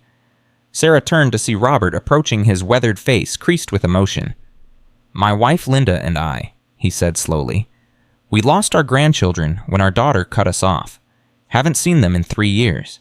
But watching you fight for that little girl, watching you refuse to give up no matter what they threw at you." He had to stop and compose himself. "It gives me hope. It makes me think maybe there's still good in this world even when it seems like everything is broken." Sarah felt tears spilling down her cheeks again. She reached out and took Robert's hand. "You're part of Eleanor's family now," she said. "Both Eleanors. My grandmother would have loved you." Some. Robert smiled a real smile that reached his eye. "I think I would have loved her too." They walked out of the courthouse together, all of them. Sarah and Eleanor in the center, surrounded by the makeshift family that had formed around them. Margaret was already talking about a celebration dinner. Rachel was making lists of things the baby would need. Robert and Linda walked hand in hand, looking happier than Sarah had ever seen them. Behind them, Helen stood alone on the courthouse steps, watching them go. Her lawyer had already left. Daniel and his family were long gone. She had no one. Sarah paused at the bottom of the steps and looked back. Part of her wanted to say something, to deliver some final devastating line, betrayal that would complete her victory. But looking at Helen now, seeing the emptiness in her eyes, Sarah realized something important. Helen had already lost everything that mattered: her family, her reputation, her power over people who were too afraid to fight back. The criminal investigation would take care of the rest. There was nothing left to say. Sarah turned away and walked toward the car, her daughter in her arms, her family around her. She didn't look back again. The celebration at Haven House lasted until midnight. Someone had made a cake. Someone else had brought champagne, though Sarah stuck to sparkling cider since she was nursing. The garden was lit with string lights that someone had hung while they were at court, and music played from a speaker on the porch. Sarah sat on the bench where she had first seen the garden transformed, watching her daughter sleep in Margaret's arms. Eleanor was being passed from person to person, held and admired and loved by everyone in the community. "She's going to be so spoiled," Rachel said, settling down beside Sarah. "All these grandparents fighting over who gets to hold her. There are worse problems to have." "True." Rachel was quiet for a moment. "Can I tell you something? When I first came to Haven House, I didn't think I'd ever feel safe again. My ex-husband, he had me convinced that I was nothing without him, that I couldn't survive on my own, that no one would ever help me." Sarah nodded. She understood that feeling intimately. "But I was wrong. There are good people in this world. People who will fight for you even when they don't know you. People who will open their homes and their hearts to strangers just because it's the right thing to do." Rachel looked at her with tears in her eyes. "You're one of those people now, Sarah, whether you realize it or not. You fought for your daughter, and in doing so, you showed everyone here that it's possible to win. That's a gift. Don't ever forget that." Sarah didn't know what to say, so she just reached out and took Rachel's hand, and they sat together in the darkness, listening to the sounds of celebration around them. At 11:30, Diana appeared with her phone in hand and a strange expression on her face. "Sarah, there's something you need to see." She held out the phone. On the screen was a news article published just an hour ago. "Harrison Development faces investigation for elder fraud."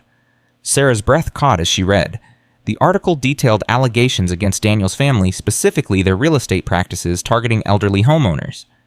Dozens of families had come forward in the past few hours claiming that Harrison Development had used similar tactics to what Helen had used on Eleanor manipulation: pressure, exploitation of confused seniors to acquire properties at below-market prices.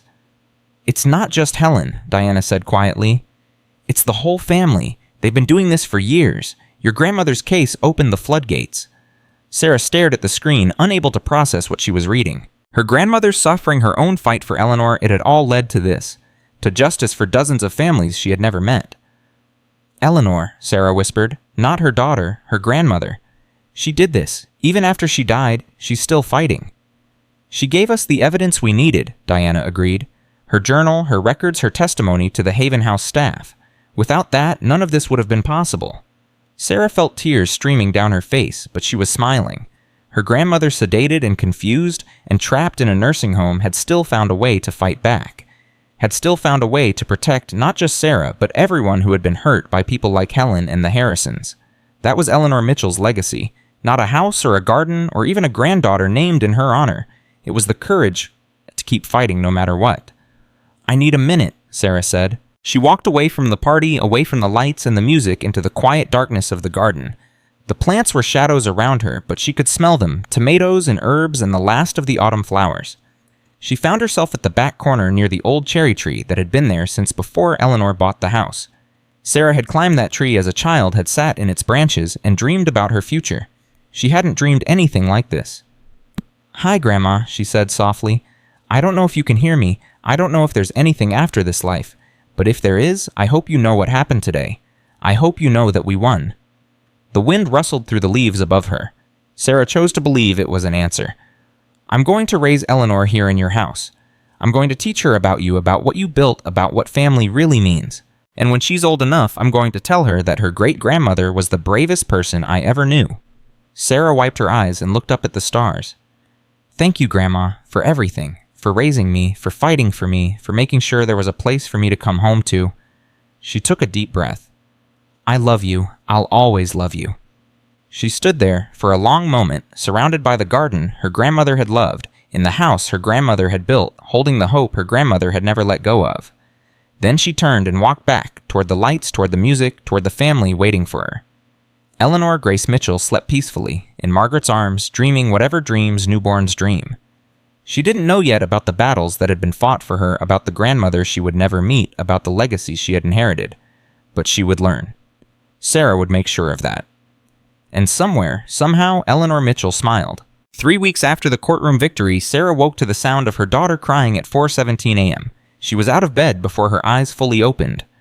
Moving on instinct, her body already tuned to Eleanor's rhythms in a way that felt both exhausting and miraculous. "Shh, baby girl, Mama's here." She lifted Eleanor from the bassinet and settled into the rocking chair by the window. Outside, the garden was dark and silent, but Sarah could see the outlines of the raised beds, the shapes of the fruit trees, the fence that surrounded everything her grandmother had built. 3 weeks. It felt like 3 years. So much had happened since the hearing. Helen had been arrested the day after, charged with forgery fraud and elder abuse. The news coverage had been relentless, reporters camped outside Sunny Meadows trying to interview staff photographers lurking near Haven House hoping for a shot of Sarah and the baby. Diana had handled most of it, issuing statements, coordinating with the district attorney, keeping Sarah's name out of the headlines as much as possible. But the story had taken on a life of its own. Other families were coming forward now, people who had been victimized by Helen or the Harrisons, people who had suffered in silence for years because they thought no one would believe them. Sarah had become, without intending, to the face of a movement. Her phone buzzed on the nightstand. She reached for it with her free hand, expecting another interview request or media inquiry. It was Diana. "Call me when you wake up. Something's happened." Sarah's stomach dropped. Nothing good ever came from messages like that. She looked at Eleanor, now nursing contentedly, and made a decision. Whatever it was could wait until the sun came up. But she didn't sleep again. At 6:30 a.m., with Eleanor fed and changed and settled in her swing, Sarah called Diana back. "What's wrong?" "Not wrong exactly, just complicated." Diana's voice was careful, measured. "Helen wants to talk to you." Sarah felt ice spread through her chest. "Absolutely not." "I know. I told her lawyer the same thing. But Sarah, she's offering something. Something you need to hear." "There's nothing she could offer that I would want." "She's offering to testify against the Harrisons." Sarah went still. The Harrisons. Daniel's family. The real estate empire that had been defrauding elderly homeowners for decades. The investigation was ongoing, but proving their involvement was difficult. They had lawyers, accountants, layers of protection that made them almost untouchable. Why would she do that? Because she's looking at 15 to 20 years if she's convicted on all charges. Her lawyer is negotiating a plea deal, and she's offering full cooperation in exchange for a reduced sentence. Diana paused. "She knows things, Sarah, about how the Harrisons operated, about the deals they made, about where the bodies are buried. Her testimony could bring down the whole family." Sarah closed her eyes. She thought about Daniel, smooth and charming, walking away from the courthouse without looking back. She thought about his parents, Richard and Victoria, sitting in the gallery like royalty, convinced that their money and power would protect them from consequences. She thought about all the families they had hurt, all the Eleanor Mitchells who had lost their homes, their security, their dignity to people who saw them as nothing more than obstacles to profit. What does she want from me? She wants to apologize, in person. Before she makes any deal, she says she needs to see you. Diana's voice softened. "You don't have to do this, Sarah. I can tell her lawyer no, and that will be the end of it. But I wanted you to know." Sarah was quiet for a long moment. She watched Eleanor in her swing, kicking her tiny feet, completely unaware of the complicated adult world swirling around her. "If I meet with her," Sarah said slowly, "what happens?" "You talk. That's it. She's in custody, so it would have to be at the county jail. I'd be there with you the whole time. If at any point you want to leave, we leave. No obligations, no commitments. And if I don't, then she might still take the deal, or she might not. Her lawyer says she's insistent on seeing you first. Something about closure." Diana sighed. "I don't trust her, Sarah. I don't think she's capable of genuine remorse. But I also know that bringing down the Harrisons would help a lot of people. It's your call." Sarah thought about her grandmother. About all the times Eleanor had talked about forgiveness, about second chances, about the importance of letting go of anger before it poisoned you from the inside. But she also thought about the nursing home, about the increased sedatives, about Eleanor fighting alone against someone who was supposed to love her. "I'll do it," Sarah said. "Tomorrow. Let's get it over with." The county jail was exactly as depressing as Sarah had imagined. Concrete and fluorescent lights and the smell of industrial cleaning products barely masking something sour underneath. She was searched, processed, led through a series of locked doors that clanged shut behind her with a finality that made her skin crawl. Diana walked beside her briefcase in hand, radiating competence. "Remember, you're in control here. You don't have to answer anything you don't want to answer. You can leave at any time." "I know." "And Sarah, whatever she says, don't let her get inside your head. She's a master manipulator. That's how she got away with everything for so long." Sarah nodded, but her hands were shaking. She hadn't seen Helen since the courthouse, since that moment of victory when everything had turned in her favor. She had imagined this meeting 100 times, rehearsed what she would say, but now that she was here, all those carefully prepared words had evaporated. The guard led them to a small room with a table bolted to the floor and 2 chairs on each side. Helen was already there wearing an orange jumpsuit, her wrists in handcuffs attached to a chain around her waist. She looked old. That was Sarah's first thought. Old and tired, and somehow smaller than she remembered. The expensive clothes were gone, the perfect hair, the armor of wealth and status that had always surrounded her. What was left was just a woman in her 60s facing the consequences of her choices. "Sarah," Helen's voice cracked on the name. "Thank you for coming. I didn't think you would." Sarah sat down across from her, Diana beside her. She didn't speak. She had decided on the way here that she would let Helen do the talking. She owed her that much. Nothing more. "I know you hate me." Helen's eyes were red-rimmed like she had been crying. "I know you think I'm a monster, and maybe I am. Maybe I've been a monster for so long that I forgot there was ever anything else." Sarah still didn't speak. "Your grandmother was my mother," Helen continued.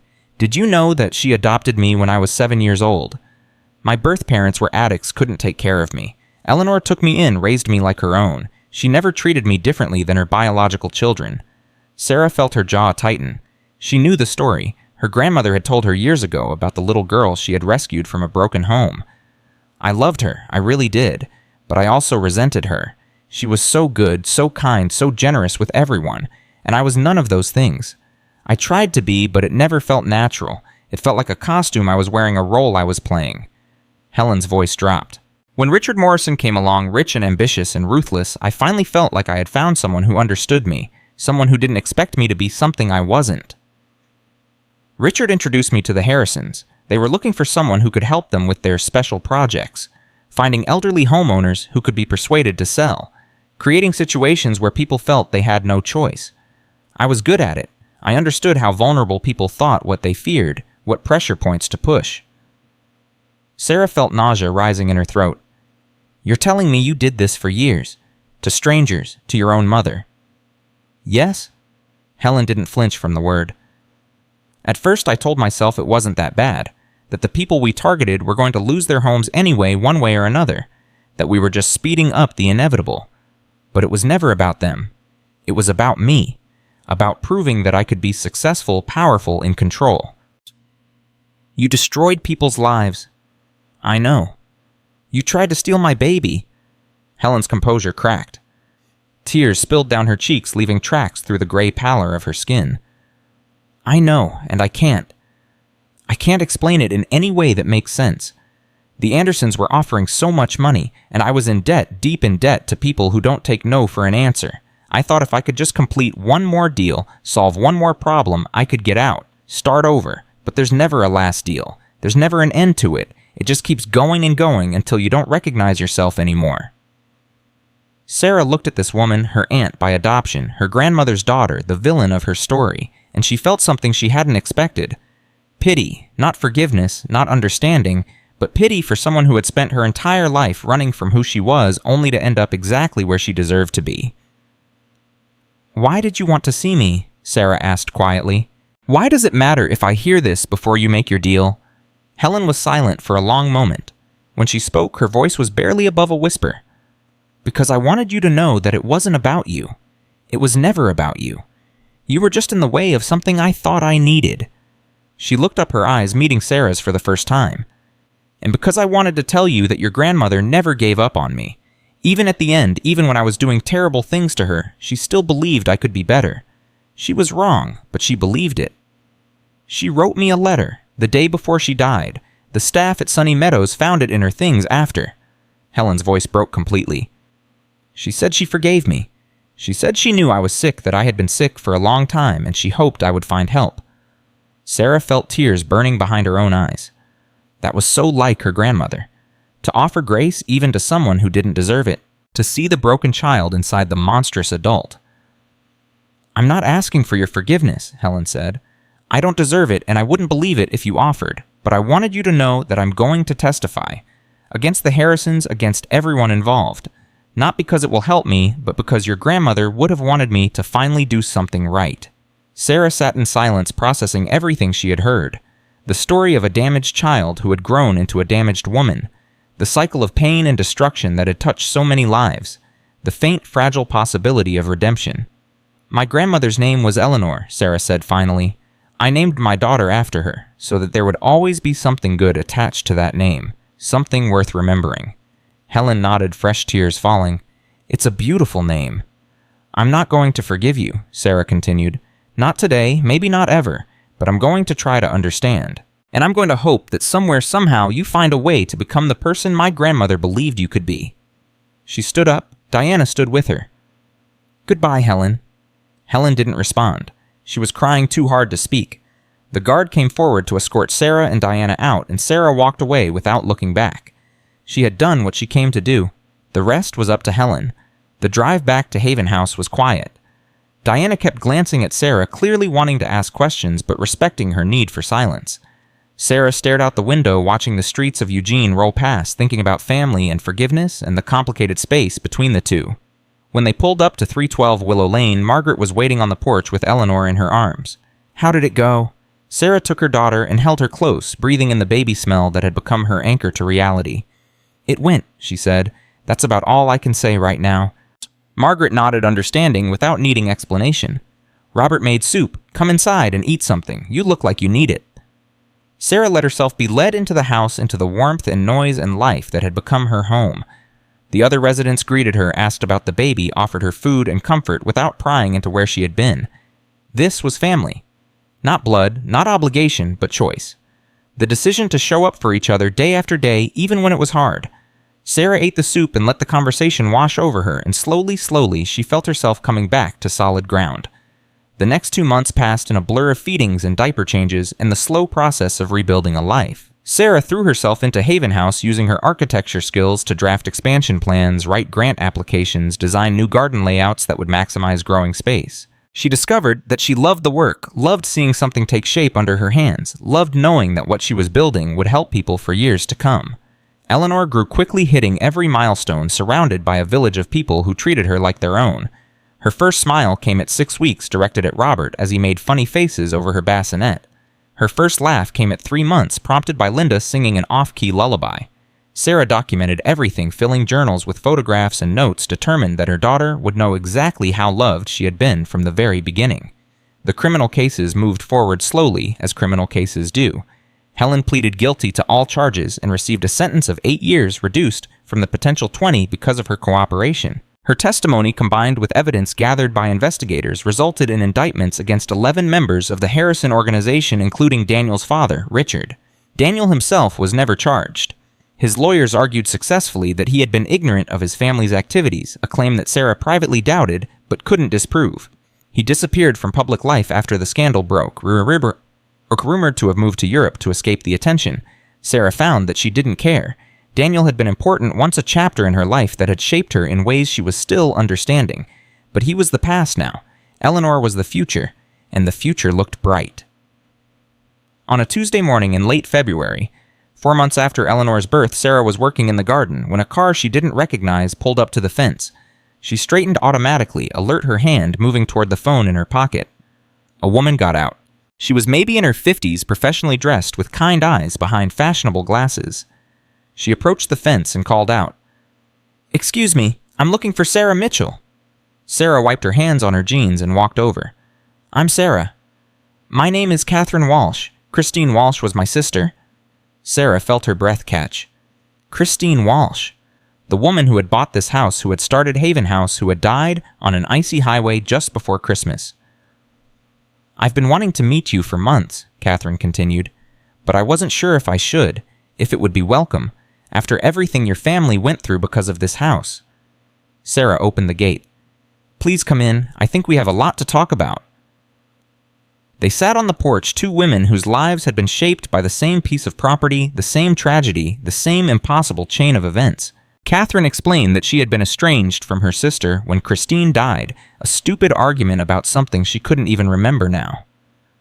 "I never got to say goodbye," Catherine said, her voice thick. "I never got to tell her I was proud of what she was building here, and then she was just gone." Sarah reached out and took her hand. "She knew. I'm sure she knew." The community stepped up after the accident. They bought the house, kept the program running, made sure Christine's vision survived. But I always stayed away. It hurt too much to see what she had built, knowing I would never see her again. "What changed?" Catherine smiled sadly. "I saw the news coverage. About you, about your grandmother, about the court case. I saw what Haven House had become, how many people it was helping, and I realized I was being selfish. Christine would have wanted me here. She would have wanted me to be part of this." Sarah squeezed her hand. "She would have. And you are now. If you want to be." Catherine stayed for dinner that night. She met Eleanor, cried when she heard how Sarah had named her after her grandmother, asked 100 questions about how the garden had grown since Christine's time. By the end of the evening, she had volunteered to join the board of directors. "Christine always said that family isn't about blood," Catherine said as she was leaving. "It's about showing up. I should have shown up sooner, but better late than never." Sarah watched her drive away and felt something settle in her chest. Another piece of the puzzle clicking into place. Another thread connecting past and present and future. She went back inside and found Margaret in the kitchen washing dishes. "Quite a day?" Margaret said. "Quite a day," Sarah agreed. She picked up a towel and started drying. "Margaret, can I ask you something?" "Anything." "Do you ever wonder what would have happened if things had been different, if Christine and David hadn't died, if Helen hadn't done what she did, if I had never come back here?" Margaret was quiet for a moment. "I try not to think about it that way. The past is the past. We can't change it, only learn from it." She handed Sarah a clean pot. "But I do think about what Eleanor would say if she could see this place now. See you see your daughter, see everything that's grown from the seeds she planted." "What do you think she'd say?" Margaret smiled. "I think she'd say, 'I told you so.' She always knew you'd end up exactly where you needed to be. She just had to trust that you'd find your way there." Sarah laughed, but there were tears in her eyes. She was always smarter than the rest of us. That she was. Margaret put the last dish in the rack and turned to face Sarah fully. "You know, when you first showed up here 9 months pregnant and terrified, I wasn't sure what to do with you. You were so broken, so scared. I was afraid we wouldn't be able to help. And now I look at you and I see someone who's going to change the world. Not because you set out to, but because you couldn't help it. You're Eleanor's granddaughter through and through." Sarah didn't know what to say. She just hugged Margaret, holding on tight, letting the older woman's strength and warmth flow into her. "Thank you," she whispered, "for everything. Don't thank me. Just keep going, keep building, keep being the person your grandmother knew you could be." Sarah pulled back and wiped her eyes. "I will. I promise." The phone rang at midnight. Sarah had been asleep for only an hour, exhausted from a day of gardening and grant writing and the endless work of caring for a 4-month-old. She fumbled for the phone, answered without looking at the screen. "Hello?" "Sarah, it's Diana." The lawyer's voice was strange, tight controlled, like she was trying very hard not to reveal something. "Diana, what's wrong? Is it Helen? Did something happen with the case?" No, it's not Helen." Diana paused. "Sarah, I just got a call from my contact at the district attorney's office. Something's happened. Something you need to know about." Sarah sat up, her heart pounding. "Tell me." "Richard Harrison turned himself in tonight. He's cooperating fully with investigators, handing over documents and records that implicate everyone in his organization." Diana's voice cracked. "But that's not why I'm calling." "Diana, you're scaring me." "Sarah, among the documents Richard surrendered was a file on your family, on Eleanor Mitchell specifically, financial records, medical records, communications going back years." Sarah felt ice spreading through her veins. "What kind of communications?" "Sarah, there's no easy way to say this." Diana took a deep breath. "Your grandmother's stroke wasn't natural. The Harrisons arranged it. They paid someone at Sunny Meadows to tamper with her medication. They wanted her incapacitated so Helen could take control of the house without resistance." The phone slipped from Sarah's fingers.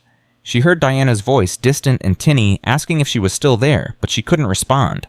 She couldn't think. She couldn't breathe. Her grandmother hadn't just been over-medicated. She had been deliberately harmed, poisoned, attacked. Eleanor's stroke, the event that had started everything, that had led to the nursing home and the lost house and the long battle for control, hadn't been an act of fate. It had been an act of murder. Sarah picked up the phone with numb fingers. "Who?" she asked, her voice barely recognizable. "Who did this?" "A nurse named Thompson. She's already in custody. She's naming everyone involved in exchange for a deal." Diana paused. "Sarah, I'm so sorry. I know this isn't what you wanted to hear. I know it doesn't change anything. It changes everything." Sarah's voice hardened into something cold and sharp. "They killed her. They killed my grandmother, and I sat across from Helen in that jail and felt sorry for her, and the whole time she knew. She knew what they did. We don't know for certain that Helen was involved in the stroke itself. The documents suggest it was Richard Harrison's operation with coordination from others in the organization. Helen may have been... Don't!" Sarah's hand was shaking so badly she could barely hold the phone. "Don't defend her. Don't make excuses. She was part of that family. She knew what they were capable of. Even if she didn't order it, she benefited from it. She built her whole scheme on what they did to my grandmother." Diana was silent. "What happens now?" Sarah asked. "Now we build a new case. Murder, conspiracy, whatever we can make stick. Thompson's testimony combined with the documents should be enough to put people away for decades." Diana's voice softened. "Sarah, I know this is devastating, but it's also vindication. The world is going to know what they did to Eleanor. The world is going to see justice." Sarah hung up the phone and sat in the darkness staring at nothing. Her grandmother had been murdered. Slowly, methodically, by people who saw her as nothing more than an obstacle. And Sarah had spent months believing it was just a tragic accident, feeling almost grateful that at least Eleanor had gone peacefully in her sleep. But Eleanor hadn't gone peacefully. Eleanor had been fighting until the very end against enemies she probably never even knew she had. Sarah got out of bed and walked to the window. The garden was dark below, but she could see the shapes of the raised beds, the outline of the cherry tree, the fence that surrounded everything. This was Eleanor's legacy. Not just the house, not just the garden, but the fight itself. The refusal to give up even when the odds were impossible. The determination to keep going no matter what. Sarah would honor that legacy. She would see justice done no matter how long it took, no matter how hard it was. Not just for herself, not just for Eleanor. For every family the Harrisons had destroyed. For every vulnerable person who had been exploited by people who should have protected them. She looked up at the stars, the same stars her grandmother had looked at for 60 years. "I'll finish what you started," she whispered. "I promise." Eleanor Grace stirred in her bassinet, making the small sounds that meant she would be hungry soon. Sarah picked her up and held her close, feeling the warm weight of her daughter against her chest. "And you," she said softly, "you're going to grow up knowing exactly who your great-grandmother was, what she stood for, what she fought for. And you're going to be even stronger, defiant than she was. I'm going to make sure of it." The baby yawned, tiny and perfect and completely unaware of the storm swirling around her. But she would learn. Sarah would teach her. And together they would carry Eleanor Mitchell's legacy forward into a future that the old woman had fought so hard to protect. The first rays of dawn were beginning to lighten the sky when Sarah finally let herself cry. Not tears of grief, though there was grief in them. Not tears of anger, though there was anger too. These were tears of resolve, of determination, of the fierce, unstoppable love that had brought her this far and would carry her the rest of the way. She cried until the sun came up, and then she dried her eyes and went downstairs to start another day. There was work to be done. There was justice to be served. There was a grandmother to be honored, and a daughter to be raised, and a community to be built. And Sarah Mitchell wasn't going to waste another moment. The trial began on a Monday morning in April, exactly 6 months after Sarah had walked out of Riverside Memorial Hospital with nothing but a duffel bag and her grandmother's keys. She sat in the front row of the courtroom, Eleanor strapped to her chest in a carrier, watching as Richard Harrison was led in wearing an orange jumpsuit and the hollow expression of a man who had finally run out of options. Diana had warned her it would be difficult, that she would have to hear things about her grandmother's final months that would break her heart all over again, that the defense would try everything to discredit the witnesses, to muddy the waters, to create doubt where none should exist. Sarah didn't care. She had waited 6 months for this day. She would sit through every minute of it. The prosecutor, a woman named Angela Chen, who had built her career on elder abuse cases, opened with a simple statement. This case is about power, about what happens when people with money and influence decide that the elderly, the vulnerable, the defenseless are nothing more than obstacles to be removed. She gestured toward the defense table where Richard Harrison sat with his army of lawyers. Richard Harrison built an empire on the exploitation of senior citizens. For over 2 decades, his organization targeted elderly homeowners using manipulation, intimidation, and in some cases, outright violence to acquire their properties at a fraction of their value. Dozens of families were destroyed. Dozens of lives were ruined. And when anyone tried to fight back, Richard Harrison and his associates made sure they couldn't. Angela turned to look directly at Sarah. Eleanor Mitchell was one of those people. She was 81 years old, a retired school teacher who had lived in her home for 60 years. She had a granddaughter she loved more than anything in the world. She had plans for her future even at her age. She was going to see her great-grandchild born. Sarah felt tears burning behind her eyes, but she didn't look away. Eleanor Mitchell never got to meet her great-granddaughter because Richard Harrison decided she was in the way, and he paid someone to make sure she would never fight back. The first witness was Janet Thompson, the nurse who had tampered with Eleanor's medication. She was small and mousy with the defeated posture of someone who had long since given up on redemption. She took the stand and answered the prosecutor's questions in a flat, monotone voice. Mr. Harrison's assistant contacted me about 8 months before Mrs. Mitchell's stroke. She said they were looking for someone to help with a special project. The pay was $10,000, half up front, half when the job was done. And what was the job? I was supposed to switch Mrs. Mitchell's blood pressure medication with something stronger, something that would cause a stroke if she took it long enough. Thompson's voice didn't waver. She had clearly made peace with what she had done, or at least with the fact that she couldn't undo it. I knew it was wrong, but I needed the money. My son was sick, and the bills were... She trailed off. The courtroom was silent. How long did you administer the altered medication before Mrs. Mitchell had her stroke? About 6 weeks. Sarah felt her nails digging into her palms. 6 weeks. For 6 weeks, this woman had been slowly poisoning her grandmother, and no one had known. Not the other nurses, not the doctors, not Eleanor herself. And after the stroke, what happened then? I was told to continue the medication regimen, to keep her sedated compliant. They said it was important that she not be able to resist what was coming. What was coming? The sale of her house. The transfer of her assets. Everything she owned was supposed to go to her daughter Helen, who would then transfer it to the Harrison organization as payment for debts. Thompson finally showed a flicker of emotion. I didn't know about the granddaughter. I didn't know there was a baby involved. If I had known... But you did know you were harming an innocent woman. Yes. And you did it anyway. Yes. The cross-examination was brutal. Richard Harrison's lawyers attacked Thompson's credibility, her motives, her reliability as a witness. They suggested she was lying to save herself, that she had acted alone, that their client had no knowledge of any criminal activity. But Angela Chen had prepared for this. She called witness after witness, each one adding another piece to the puzzle. Former employees of Harrison Development who had seen the orders come down. Accountants who had tracked the money. Even a private investigator who had been hired to follow Eleanor in the months before her stroke, documenting her routines, her vulnerabilities, her connections to the community garden that would become Haven House.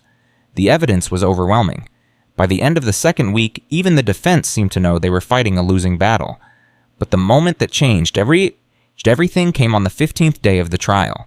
Sarah was called to testify. She had known this was coming. Diana had spent hours preparing her, going over potential questions, helping her organize her thoughts. But nothing could truly prepare her for the experience of sitting in that chair, facing the man who had ordered her grandmother's murder and telling the world what had been done to her family. "Ms. Mitchell," Angela began gently, "can you describe your relationship with your grandmother?" Sarah took a deep breath. "She raised me. My parents died when I was 7, and she took me in without hesitation. For 21 years, she was my mother, my father, my best friend. She taught me everything I know about love and family and what it means to show up for people even when it's hard." "And how did you learn about her stroke?" "I was in Portland dealing with my own situation. I got a call from my Aunt Helen saying Grandma had collapsed and was in the hospital. By the time I got there, she couldn't speak properly. She couldn't move her left side. The doctors said it was severe, that she might never fully recover." "What happened after that?" "Helen took control. She had power of attorney, so she made all the decisions.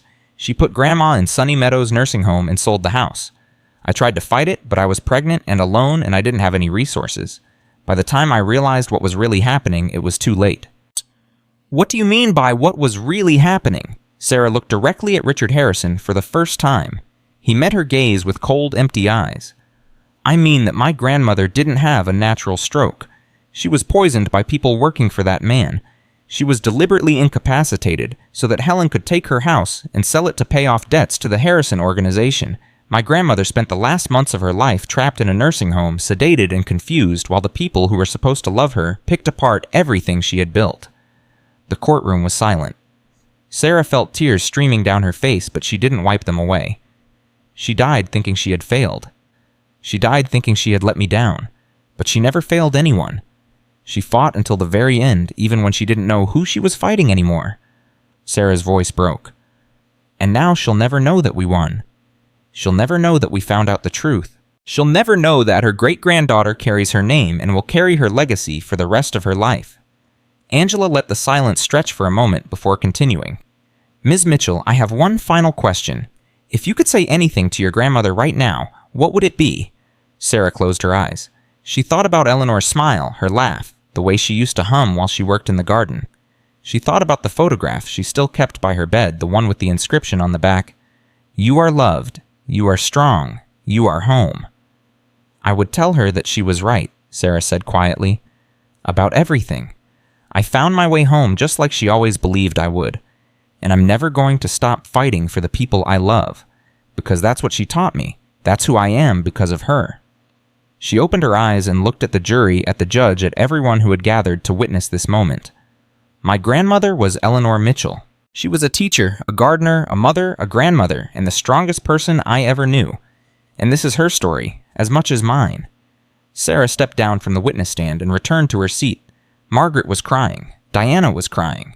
Even Robert and Linda, who had driven 3 hours to be there for her testimony, were wiping their eyes. But Sarah didn't cry anymore. She had said what needed to be said. Now it was up to the jury to decide. The verdict came 3 days later. Guilty on all counts. Richard Harrison was sentenced to life in prison without the possibility of parole. Janet Thompson received 15 years as part of her plea deal. 6 other members of the Harrison organization received sentences ranging from 10 to 30 years. The Harrison development empire crumbled almost overnight. Assets were seized. Properties were returned to their rightful owners or sold to benefit the families who had been victimized, and the name Harrison became synonymous with greed and corruption in Oregon legal circles. Daniel Harrison, who had never been charged, disappeared entirely. Some said he had fled to Europe. Others said he had changed his name and was living somewhere in South America. Sarah didn't care. He was gone, and that was enough. Helen Morrison, who had testified against the Harrisons as part of her plea deal, was transferred to a minimum security facility in southern Oregon. She would be eligible for parole in 4 years. Sarah had not visited her since that one meeting at the county jail, and she had no plans to do so. Some bridges once burned could never be rebuilt, but not all bridges. The day after the verdict, Sarah received an unexpected phone call. "Sarah, this is Patricia Morrison. I'm your cousin, Helen's daughter." Sarah almost dropped the phone. She had known intellectually that Helen had children, but she had never met them, never even seen pictures. Helen had kept her family completely separate from Eleanor's side. "I know this is strange," Patricia continued, her voice nervous. "I know you probably hate my mother, and you have every right to, but I just wanted to tell you, I saw your testimony. I watched the whole trial, and I'm so sorry for everything my mother did, for everything her family did to yours." Sarah didn't know what to say. "Thank you" seemed inadequate. "It's okay" would be a lie. "I'm not asking for forgiveness," Patricia said quickly. "I'm not even asking for a relationship. I just needed you to know that not everyone in my family is like her. My brother and I, we had no idea what she was involved in. When the truth came out, we were devastated." "I believe you." There was a pause. "You do?" "I've learned a lot about family in the past year. About how some people can be related by blood and still be strangers.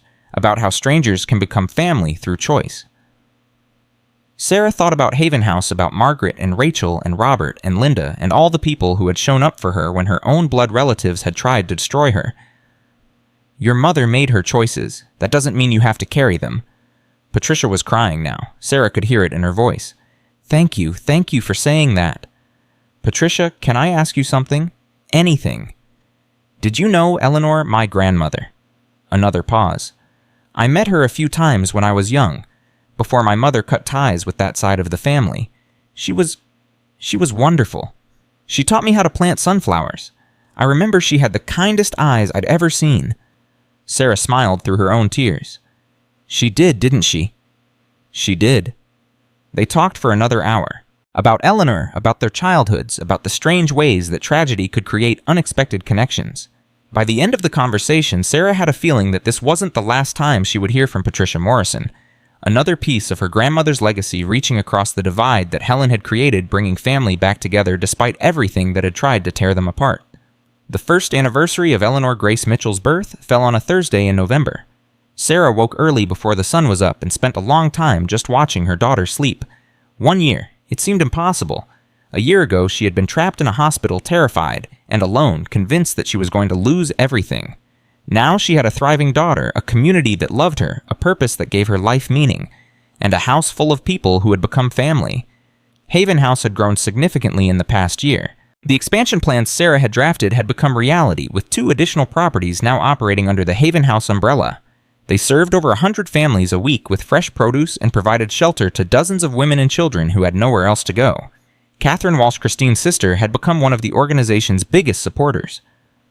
She had used her connections in the nonprofit world to secure major grants, had appeared on local television to promote their work, and had created a scholarship fund in Christine and David's names for children who had lived at Haven House. The community garden on Willow Lane had been featured in national magazines.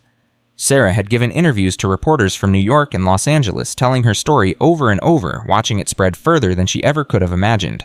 But today wasn't about any of that. Today was about Eleanor. The birthday party started at noon. The entire Haven House community had gathered in the garden along with friends, supporters, and a few journalists who had become personally invested in the story. Tables were covered with food balloons floated in the November breeze, and somewhere a radio was playing Eleanor's favorite songs, the ones Margaret had compiled from memories of the grandmother Sarah still missed every day. Eleanor Grace, now a walking, babbling 1-year-old.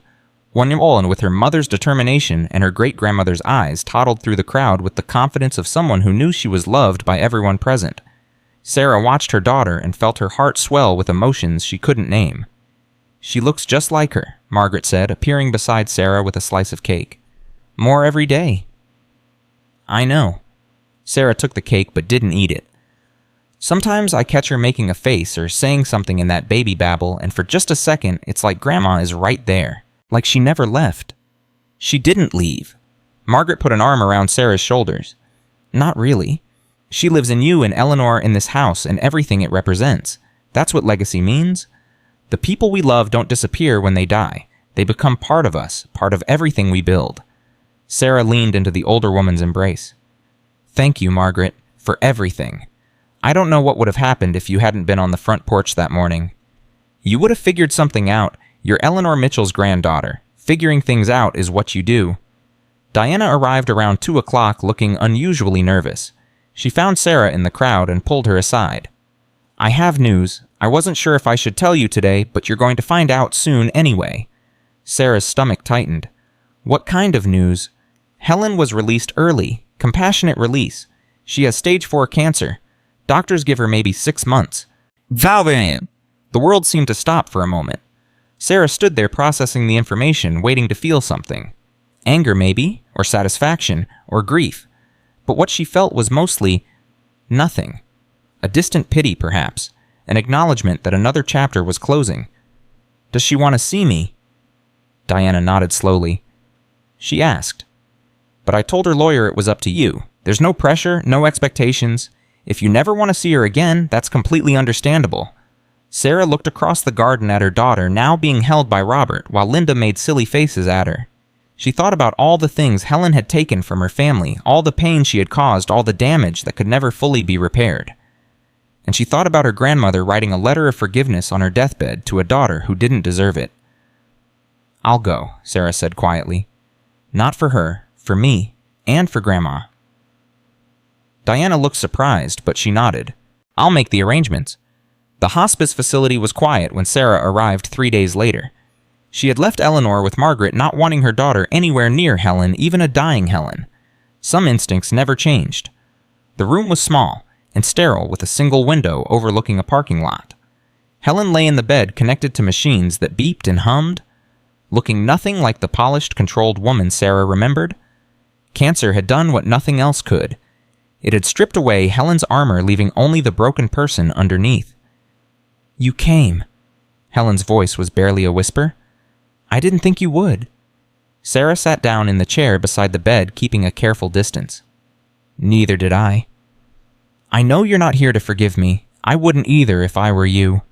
Helen's eyes, sunken and yellowed, met Sarah's. I just wanted to tell you something before I die, something I should have told you a long time ago. Tell me. Helen was quiet for a moment, gathering strength. Your grandmother was the best person I ever knew.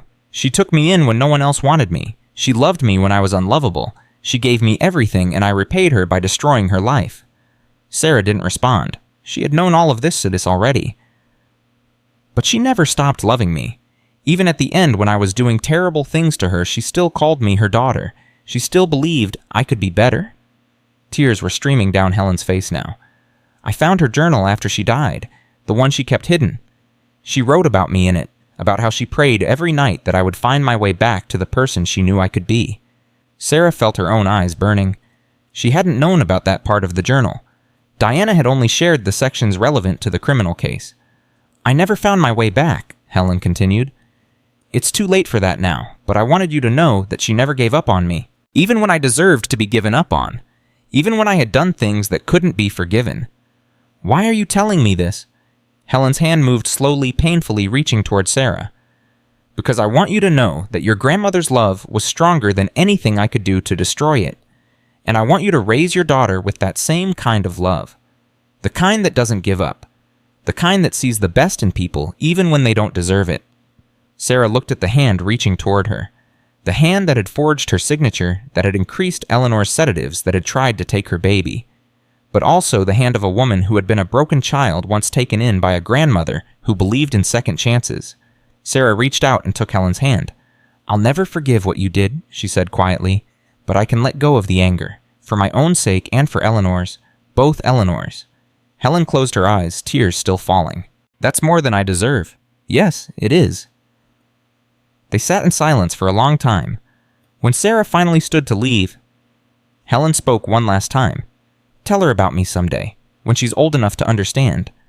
Tell her that her great-aunt Helen made terrible choices and paid for them, and tell her that her great-grandmother loved her anyway. Sarah paused at the door. I will. She walked out of the hospice and didn't look back. Helen Morrison died 2 weeks later. Sarah didn't attend the funeral, but she sent flowers. White roses, Eleanor's favorite. The card said simply, from Sarah and Eleanor Grace. It was closure enough. 5 years passed. Eleanor Grace Mitchell started kindergarten this September. She turned 5, a confident, curious child with her mother's dark hair and her great-grandmother's determined spirit.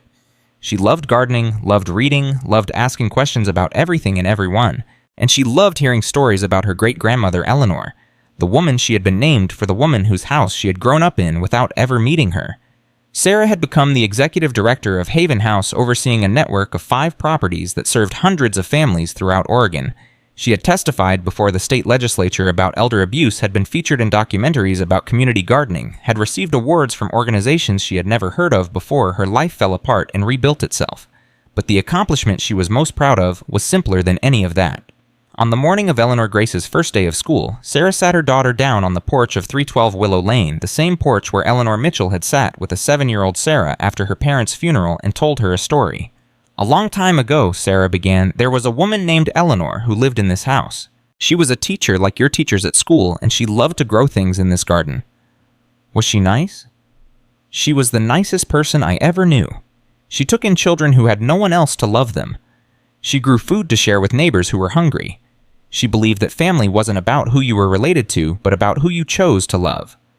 Eleanor Grace looked around the garden, at the raised beds overflowing with vegetables, at the volunteers working in the morning light, at the house that had become a haven for so many. "Is this her garden?" "It is. She started it a long, long time ago, and other people kept it going after she was gone, including me." "And including me?" Sarah smiled and pulled her daughter close. "And including you. Someday, when you're older, this garden will be yours to take care of. You'll grow food for people who need it, just like your great-grandmother did. You'll open your home to people who have nowhere else to go. You'll show them that family is a choice, not an accident of birth." "Is that why you named me Eleanor?" "That's exactly why." Eleanor Grace was quiet for a moment, processing this information with the seriousness that only children possess. "Mommy, I think Great-Grandma Eleanor would like the garden now. It's really big." Sarah felt tears pricking at her eyes. "I think so too, baby girl. I think she's very proud of what we've built." "Can she see us from heaven?" Sarah looked up at the sky, at the morning sun painting everything in shades of gold and pink. "I don't know for sure, but I like to think she can. I like to think she's watching over us, making sure we're okay." "Then I'm going to wave to her." Eleanor Grace stood up and waved enthusiastically at the sky. "Hi, Great-Grandma Eleanor. I'm going to kindergarten today. I'll tell you all about it later." Sarah laughed through her tears and joined her daughter, waving at the morning sky. "Hi, Grandma," she whispered.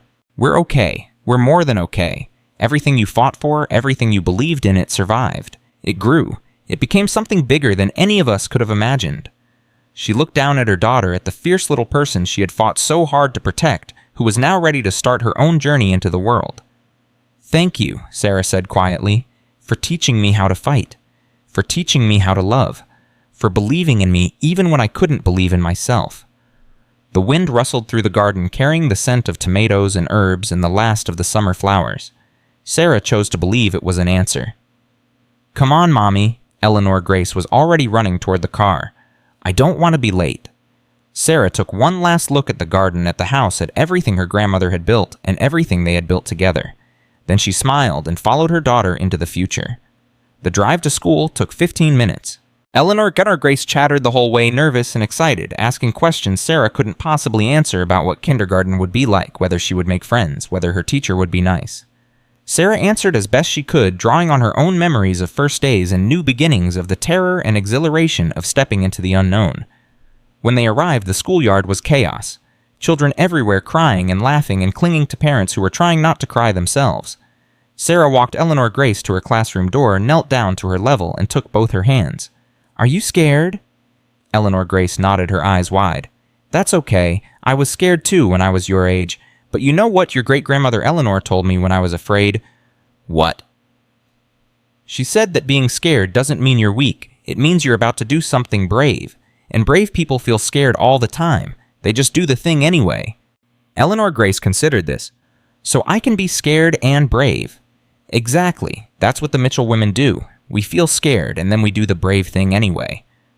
"Okay."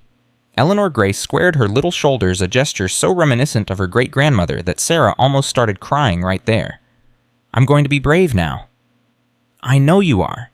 She hugged her daughter tight, breathing in the smell of her shampoo, feeling the small, fierce heart beating against her own. "I love you, Eleanor Grace Mitchell." "I love you too, Mommy." And then she was gone, walking through the classroom door, without looking back, ready to face whatever came next. Sarah stood in the hallway for a long time, watching through the window as her daughter found a seat, introduced herself to the child beside her, started coloring something with a concentration that was pure Eleanor Mitchell. She thought about all the moments that had led to this one. The hospital room where Helen had threatened to take her baby. The bus ride to Eugene, contractions hitting her every few minutes. The porch of Haven House where strangers had welcomed her home. The courtroom where justice had finally been served. The hospice room where she had let go of anger she hadn't known she was still carrying. All of it, every struggle and victory and heartbreak had led to this ordinary miracle, a 5-year-old girl walking confidently into kindergarten, carrying within her the legacy of generations. Sarah's phone buzzed, a text from Margaret.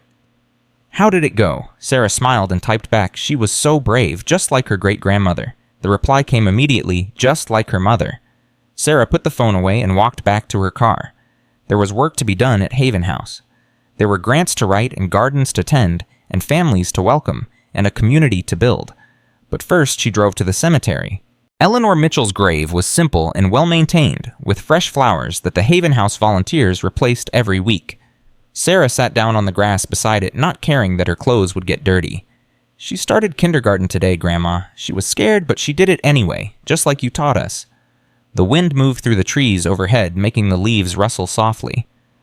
"I wish you could have met her. She's so much like you. The way she focuses on things, the way she asks questions, the way she cares about people she's never even met." Sarah smiled through her tears. "She waves to you every morning, you know. She thinks you can see her from heaven." She was quiet for a moment, listening to the birds, to the distant sound of traffic, to her own heartbeat. "I finally understand what you were trying to teach me all those years, about family, about love, about what really matters. It's not the house, or the money, or any of the things Helen tried to take. It's the connections we make, the people we choose, the legacy we leave in the hearts of everyone we love."